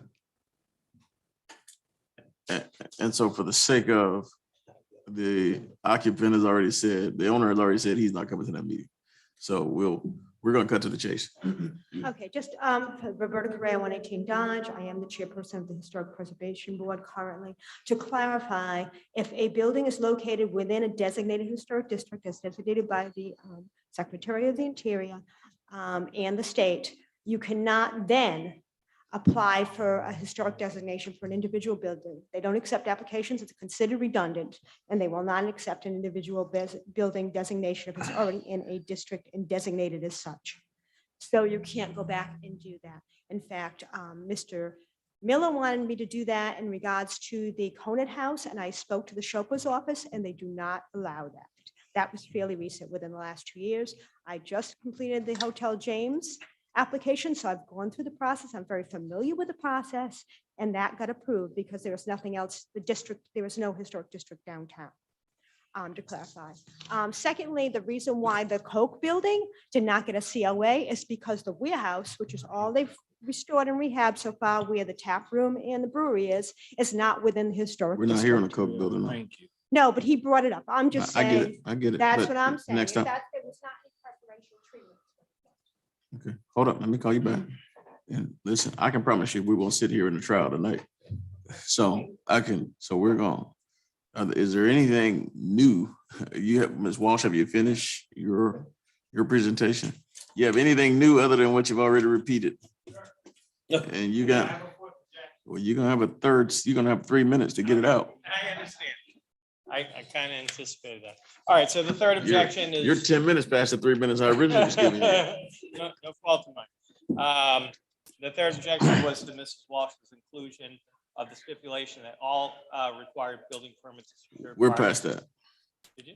We're past. She's already said that this just in keeping with the Secretary of Interior. No, that has nothing to do with that. I'm sorry. Okay. But my point being is that that's outside what's governed under Article 3, Section 5479. She's talking about obtaining building permits before the work.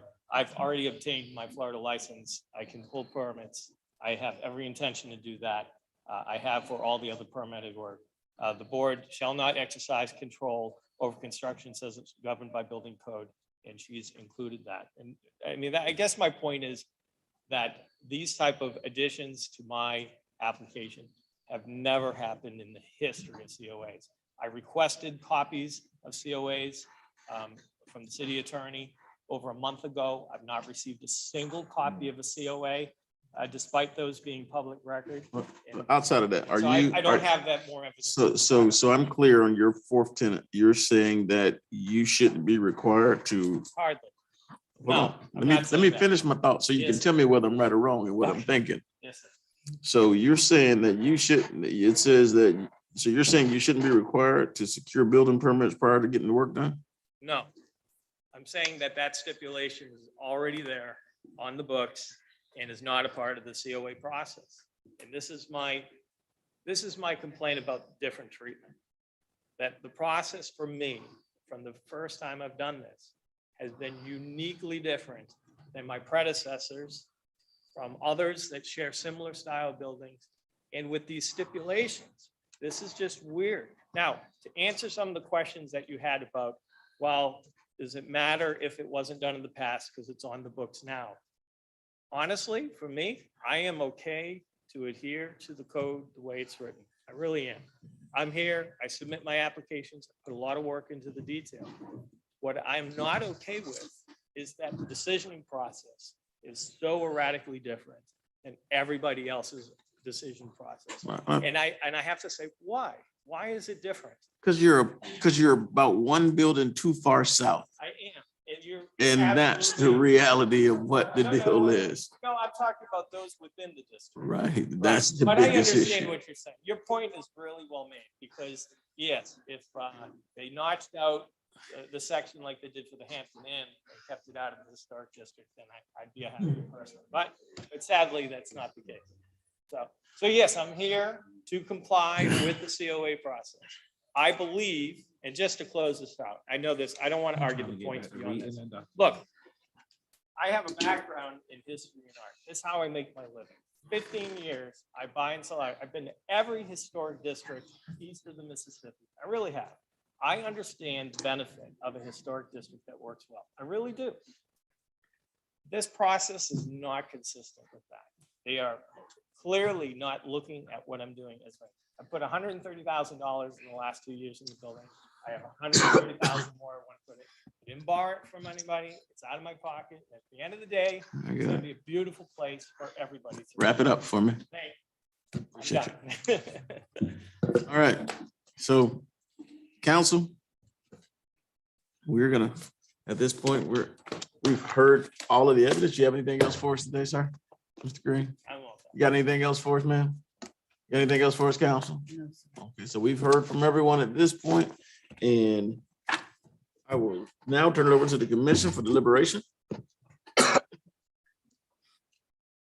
And are there any thoughts from the commission at this point, or we can move forward And you see in the appeal, what we're looking at.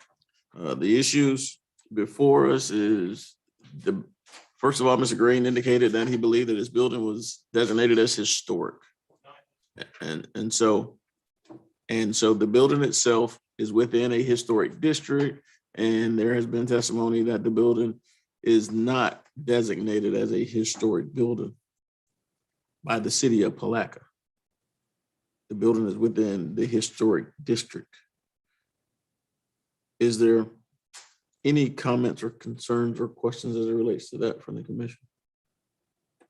Well, my only thing is he passed 17 out of 18 things, and this is the only hangup, which he was supposed to be meeting with them in March, and that hasn't happened yet. And so why are we even bringing this to the Because commission? Mr. Green. Hold on. We're in deliberation. I promise you, this- you're exhausted in talking right now. because- You talk like I do. This Right, is what they do to me.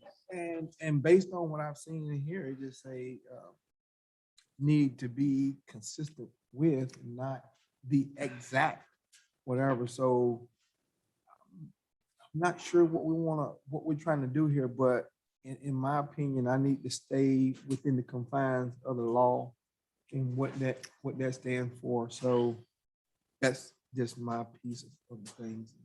I've heard from counsel, I heard from staff, and I've heard his testimony, and I mean, and everybody have valid points, but I have to kind of stay, I'm going to stay in line.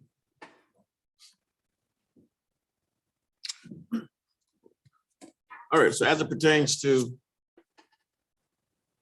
the historic aspects, the building being classified as historic, which is really not what it's really not a major issue, because there's a determination. Staff has already indicated that that building has not been designated historic by the commission.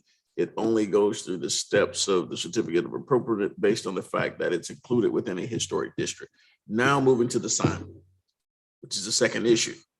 And so before us is, you've got the recommendation from the Historic Preservation Board was that it come back before the board, for review.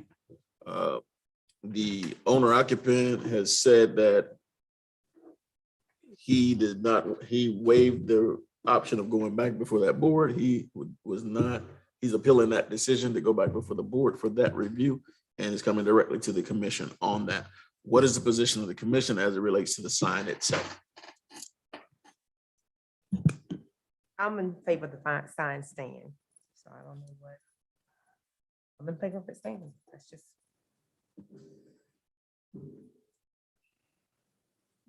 Well, I'm not. I think if he makes a conscious effort to donate it as stated or something like that, I mean, the sign that he's replacing it with is generally same shape, just different thing. I don't think it's a new building, understanding what has been stated, but I don't think he should have to.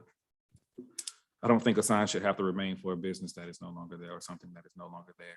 I don't think we had the ability to mandate that he donate property that he owns.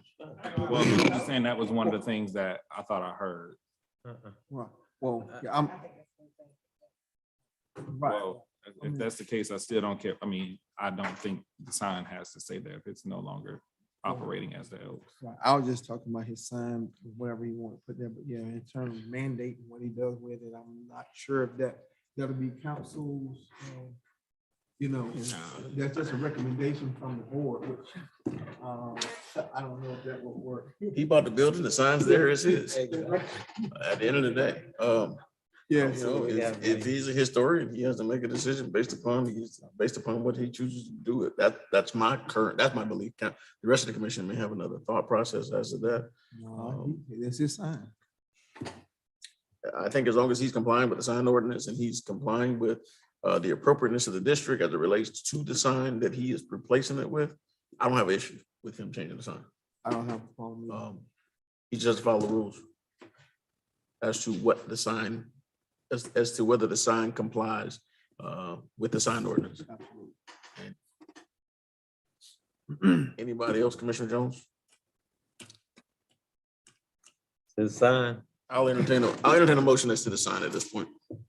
Because we've got varying views from the left to the right. And so I'll entertain a motion as to what action the commission wants to take with the sign. I'll make a motion that I'm trying to think of the proper way to put it, that he be allowed to do what he desires with the sign. Second. And so just for the clarity of that motion, as long as it complies As with long as it's with within the compliance of the ordinances and the codes of the city of Palatka. Yes, so move. There's a motion. Second. There's a motion on the floor. There's a second by Commissioner Borum. Is there any further discussion? And we've heard Commissioner McCaskill's belief that the sign should remain in place as well. Any further discussion on this motion?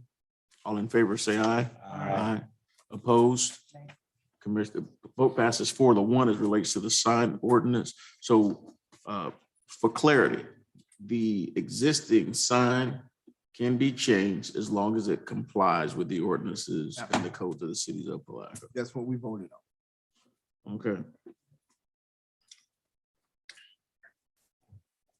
As it relates to certificate of purpose to, okay, as it relates to the use of historic materials, you've heard the comments from Mr. Green in belief that he is mandated to use historic materials. You've heard the testimony of both council and also Ms. Walsh, which indicate that he is only to use materials that are in keeping with the Secretary of Interior standards. What is the pleasure of the commission as it relates to this issue? I agree with staff recommendation in terms of complying with the Secretary of Interior. Is that a motion? Yes, that's my motion. So there's a motion to enforce the requirement that that Mr. Green comply with the standards of Secretary of Interior as it relates to the building, but building materials and designs used. Is there a second? Second. A second by Commissioner McCaskill. And I think just for clarification, there is no restriction to just historic materials, correct? Is that the Correct. intent of your motion? There is no intent to only using historic materials. It's Right. consistent. And as long as it's consistent with the standards. So there's a motion on the floor. We've had discussion. Is there any further discussion on the motion? Seeing none, all in favor, say aye. Aye. Opposed, motion carries unanimously. Number 4. There was this, that's it. And so you and me and everybody else, we got to get business. We got to get building permits beforehand. So as it relates to that piece of it, I think that covers all the issues. Are there any further issues that are before us as it relates to this issue? And No, so sir. that covers us. That concludes our appeals hearing on this matter. Thank you to staff. Thank you to Mr. Green. Thank you, sir. Wish you the best of luck.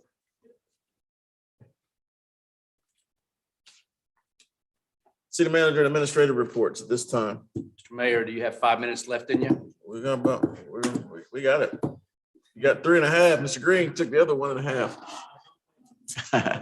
The last time I argued in front of the 50th Hey, man. Court of Appeal, I only got 20 minutes. so- Mr. Green, we're still laughing. It's all in fun.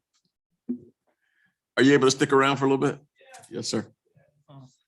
Sonny, can you put up my PowerPoint? PowerPoint.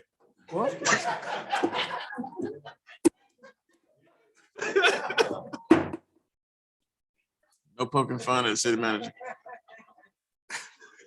In all seriousness, Mayor and Commission, I've had a lot of questions about construction projects, where they're going, when they're going, what's being taken into account, what areas of the city are being affected. I sent each of you today a packet that when you get you may be able to decipher on your own, or you may not. Hopefully tonight, I can give you a little bit of insight, and then you can go from there and ask me specific questions or staff specific questions. And it will assist us in moving forward with our projects if we can move forward. So skip that slide, signing. Okay, this is the first map of interest. And again, you have this in your packet. If you look at the yellow outlined area, which as you see is both north and south of Highway 17 or Reed Street, the area outlined in yellow, which is a large tract, is it defines the area of work that's to be funded by the RAISE grant. It's a $8.2 million grant that we already have been awarded. The agreement has not been signed. We don't have it available for execution yet. It'll probably be 2023 before we get the agreement for execution. It could be 2024. This is important. Assuming the cost of construction remain at today's levels, the grant amount will be sufficient to pay for costs of road resurfacing, potable line replacement, and some full depth road reconstruction in that entire area that's outlined in yellow. The grant amount won't increase even if the cost of constructions do. Therefore, if we have construction cost increases, that'll be for us to come up with a difference, which we'll have to keep in mind. From the date the grant agreement is signed until the date dirt's turn will be not less than 18 months, could be as great as 24 to 36 months. We're trying to do everything possible to expedite that. We've made a pre-agreement authorization request to begin design work, paid for from city funds and reimbursed by the grant once we've had that done. So large tract of the city, large portion of the city, water lines, roads, resurfacing and or reconstruction. And time frame I gave to you, you have it all in the sheets that are sent to you. Project number 2, this is the area that's outlined in the dotted black. It's North 13th Street and 14th Street. That's approximate area because the exact boundaries haven't been defined. They'll have to be defined in the design phase. This is a CDBG grant that's already been awarded to the city. The amount's $1,537,633. That money must be used to complete a scope of work that's defined by the grant, which is primarily stormwater facility improvements. That's upsizing inlets, improving ditches and so forth. We can include some resurfacing of roads where the stormwater improvements are made if we have enough money left over to do that. Otherwise, our road work will consist of cut and patch. We'll be starting that work in about 6 months if we get through the engineer RFQ and grant admin quickly. No cut and patch. We don't do that well. Could I ask a question? Stop you right there. Yes, sir. North what you say? North 14th, 13th? Yeah, that area is North 13th and part of 14th. You'll see that area is outlined in black up there. If you could, Give me a benchmark of what's, not a benchmark, a landmark. That's down 13? there. Where he's talking about. well, that's the northerly 2 blocks of 14th and the northerly 1 block of 13th. As far north as you can You got a get. landmark? You know where it's at. So Dunham Street is just below that, about a half block below. Does that help? Washington Street defines the upper limit almost of what is going on with 14. So you're talking about near the railroad tracks down on 14th dead end? Is that what we're talking about? Yeah. That's where the road resurfacing project is? No, I said that was where we're having to do, we got a grant to do stormwater improvements. That's going to be upsizing inlets, improving ditches and so forth. That's the scope of the grant that we applied for. That's what we've got. If we are able to, with the money we have, we can do road resurfacing as part of that project if we have enough money.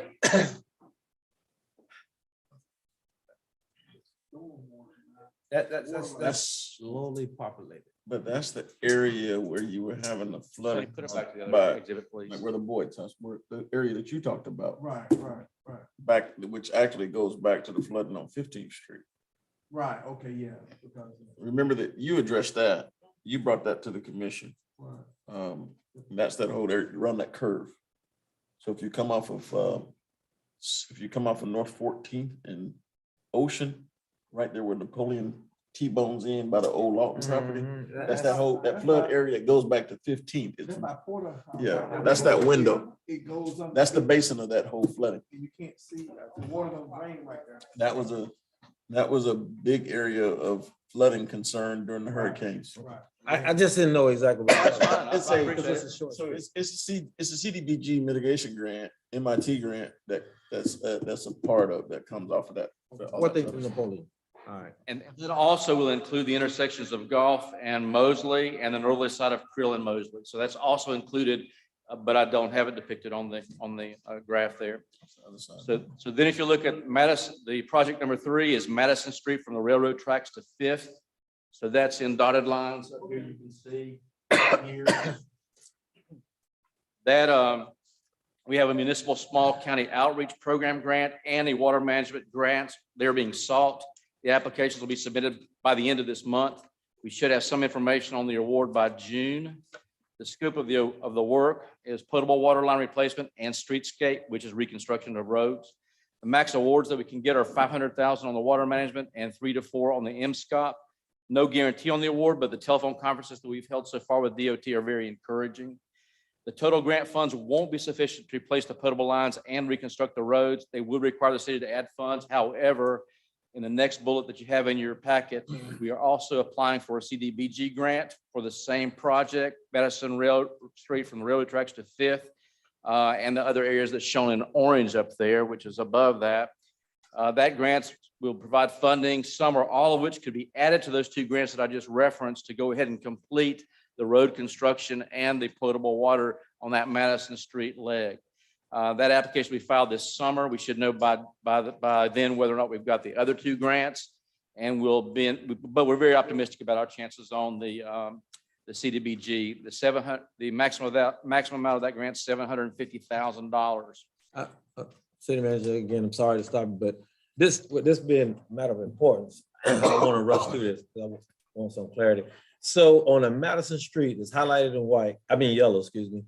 We said earlier in the first screen that is a Right here, it's in the raised, I know what you're talking about for those funds, but the raised grant opportunities. So that covers a portion of Madison Street, right? It's included. Am I right on it? So You see to the left there, yeah. So resurfacing is a part of the raised grant?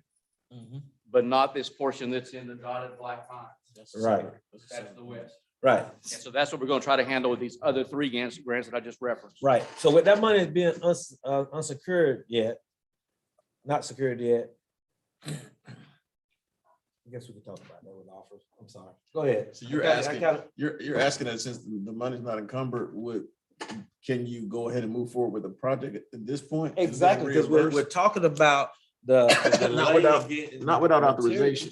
The only way you can do it is you have to basically do the same thing that you're doing for the engineering aspects of it. If you get authorization to do so, that's the only way. We can ask for authorization to do the project before the actual award, but you don't know if we'll get it. You would have to be awarded.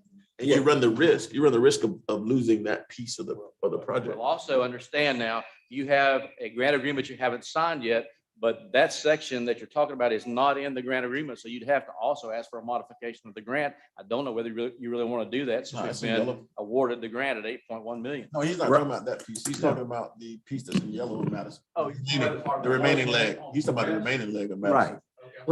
Right. So, and that's why I don't want to rush through it, because it's important. We keep, as the board mentioned, some of the stuff we miss, we talk about it. And we're talking about funding sources as we talk, because what's going to happen is we're going to come back and say, you know what?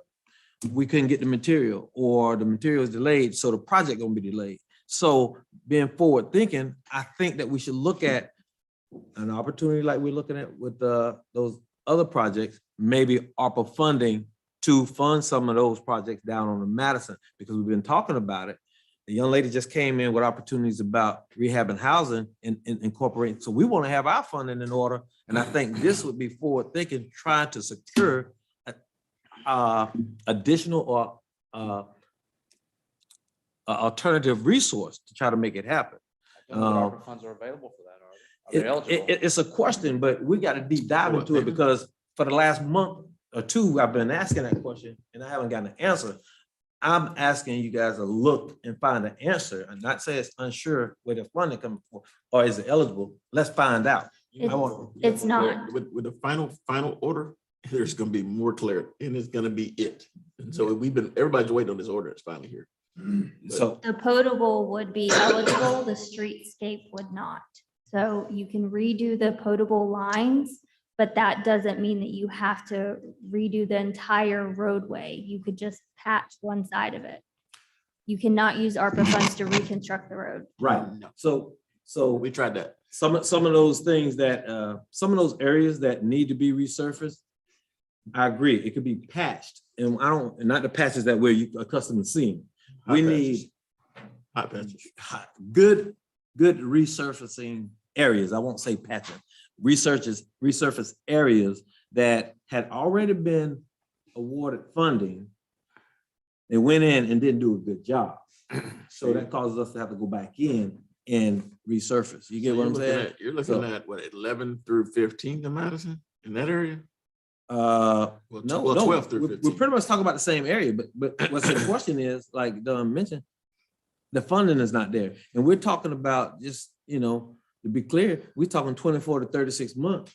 It's a probability that we may not be sitting up here in 36 months. But the grant's gonna already be awarded.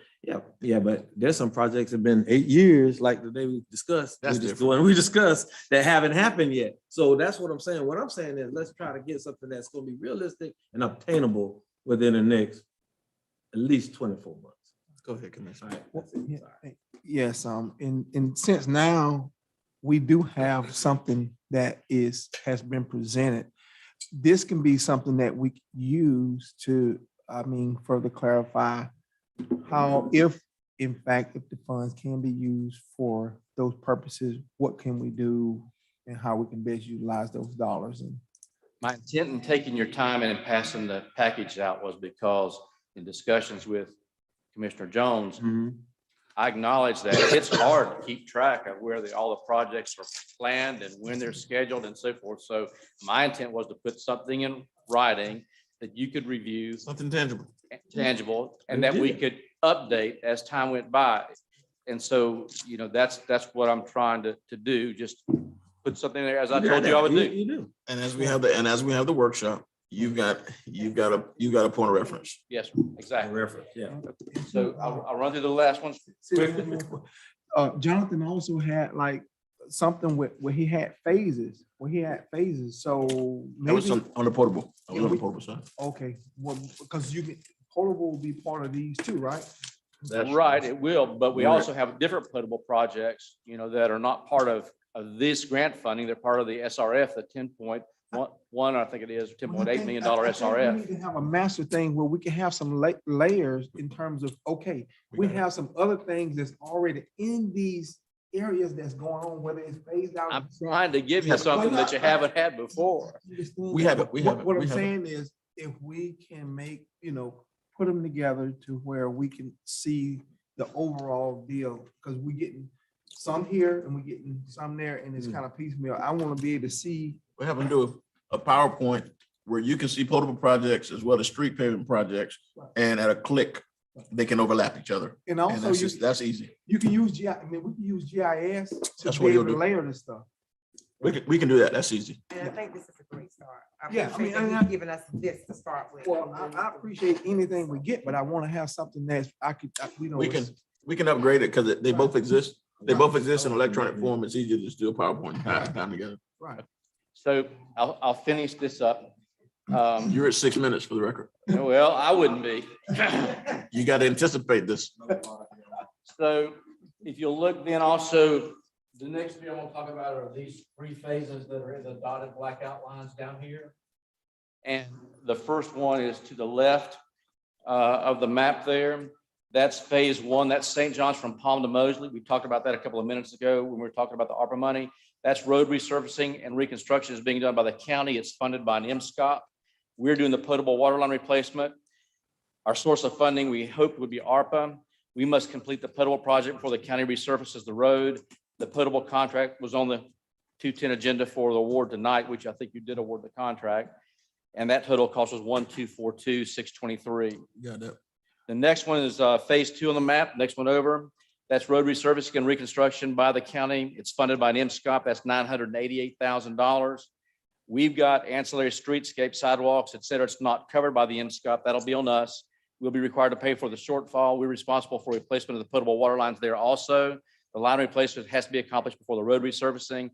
That contract has not been bid or awarded. The potable lines haven't. Our source of funding there is the SRF grant, loan. And that project costs us about $1 million. And then the last one is to the right there, St. John's Downtown Streetscape. That's potable line replacement and street reconstruction, resurfacing. The streetscape's funded with a $1.3 million appropriation. And then the potable will be funded either by ARPA or by SRF. So, Sonny, if you want to go to the next one, the map, please. 8 minutes. I'm gonna be through in just a minute. See, Mr. Green, it's not just you. That's it. Okay, I'm sorry. Well, the red is, you'll see the red outline here and then go north. Can you blow it up? Red outline, red outline, red outline. That map is a sidewalk map. That's a CDBG grant app. It's pending. We received a site visit this week. We've never had a site visit when we haven't been awarded the grant, but I don't want to jinx it. That's a $5 million grant. It can only be used for sidewalk reconstruction, but with regard to the area from Mosley to the railroad tracks, we'll do our sidewalk work as the county does its road resurfacing project or in conjunction. We will have already replaced the potable water lines before the road construction. And the potable project downtown is the SRF funds. They're already in place. But those same loan proceeds are having to be applied to the entire downtown area, which remains unfinished. As I said, that's 10.8 million. We already talked about the fact that we wouldn't have enough to do that neighborhood that I referenced earlier with the loan monies. That's what we had hoped to use the ARPA monies in order to be able to work with that. So you can get the package that I sent to you. I sent all this to you along with the maps. You can study them a little bit greater. And I had conversations with Marcia and as well as Mandy and Jonathan. And my plan is to try to create a working blueprint document we can add to and take away from so that you can have ready information available to you for you and your constituents as to what we're doing where. You want to do the last highlight of the project? Going to bid, What now? the projects that you have on that. Yeah, right there. Oh, I'm sorry, these, okay. Okay, sure. Take another minute. So all we did here was the projects that are going out to bid in the next 12 months. The cost estimate is here in the left-hand column. The source of the funding is in the right. If it says grant by it, we've already been awarded that grant.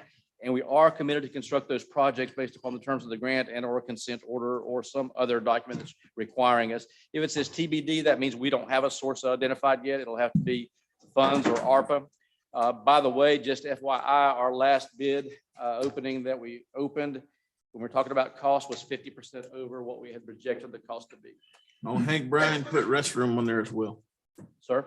On Hank Bryan, put restroom on there with sidewalks and lighting. And then let's update the cost on that. Man, all right, I'll add it down. Maybe Mandy's can hear me also. and No she'll put that on there. sidewalks on the other side of St. Louis? Yes, I can hear. So you want bathroom and under Hank Bryan there, Sonny, Mandy. It's all in the same total streets. Okay. Okay, thanks. Any questions? Appreciate it. Thank you for the Thank update, you. sir. Appreciate it. That's All right. Anything else from staff? Mr. Cutright, is he still, who do we have on? Let me see who we have on the screen. I'm still here, man. All right, you got anything for us, Mr. Cutright? No, for the sake of time, no, I have anything to add to time right now. All right, we got a little fishing tournament going on around here right now. Yeah, that is true. Flying Saturday too. And you got the fly-in, so Well, let we me- got the fly-in on Saturday, and we're continuing on with Bassmaster Elite. So Well, I go ahead and say a little bit. I was not trying to make it longer, but we do have the Bassmaster Elite. It's going on. It went pretty well today. We got a little snippet of it on the Recreation Culture Arts Facebook page if you want to catch a look at it. We do have the fly-in is scheduled for this weekend, Saturday. And right now, everything is seemed to be in compliance and ready to go for that. knock on wood and fingers crossed, make sure nothing else go, no glitches go between now and Saturday. And the weather is nice for it to be held. We just had another adult kickball this night. Reno Fells just sent me a couple of pictures, and the teams had fun out there. And that's on our Facebook page too. So please take a look at that. So everything's coming along pretty good. So leader, I end with that. I don't want to add no more. I end with that. Thank you. Pastor Mulberry. No, sir. Ms. Jones. No, sir. Ms. Walsh. Chief Taylor. Chief Shaw. Seems so excited. Counselor. No, sir, nothing. Ms. Shank. Good night. Sonny. Just a side note, the CRA meets Monday at 5. All right, Ms. Krantz. Valentine's Day meeting for all of you people. It'll be a quick meeting, I bet. Is Ms. Tucker still with us? Yes. Anything Yeah. else, Ms. Tucker? Not at this time, thank you. Ms. Fuller, are we good? We're good, sir.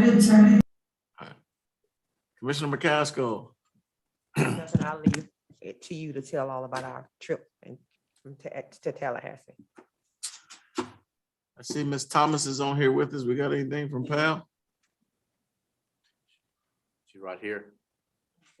Yeah, Lolita Thomas. Okay. Oh, Hal, I thought you said Thomas. Oh, Hello. you have anything for us, Ms. Thomas? No, I just want to say thank you to Recreation Department for our partnership on our golf tournament that we had. We had 17 teams, so say Pal. We're also continuing with our Winter Basketball League, and we also have our cheerleading program going on for this year. As well, we want to always invite youth to join us in our mentoring program where we meet at least twice a month at the Calvary Family Life Center. So just continue to have activities going. So thank you all for your support.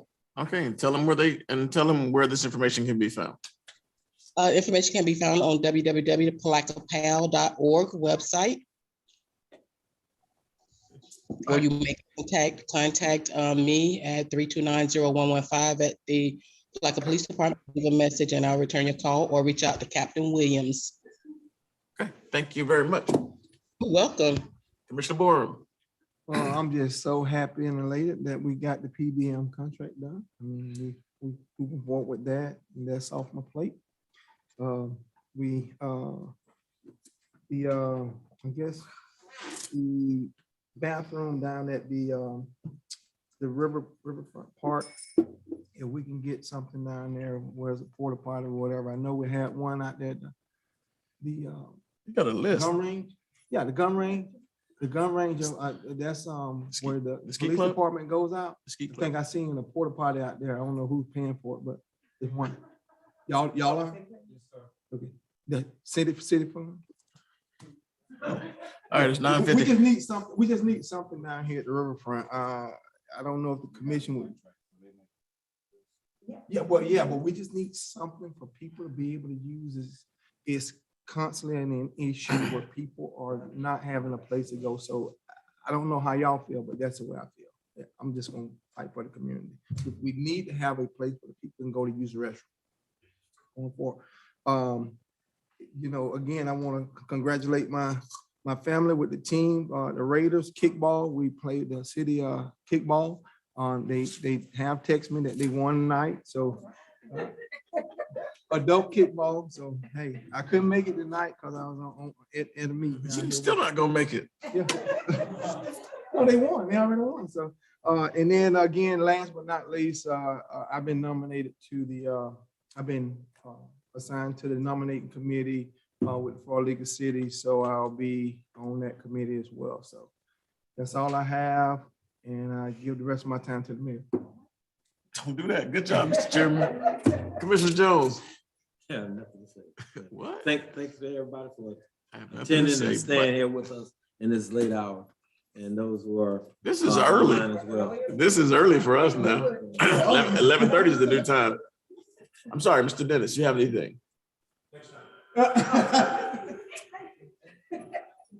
Commissioner Campbell? Motion to adjourn. No, just briefly, we just left Tallahassee. Just so that everyone knows, we're in Tallahassee from Monday to Wednesday, meeting with the various people from the House as well as from the Senate. Great meetings, and we also had some department meetings, and we're looking forward to some great things coming out of this session. We'll continue to move forward as we get ready for our festival season. And so again, thank you to everybody here and for the hard work of this commission and staff as we move forward and we continually try to make Palatka better because we are truly better together. We're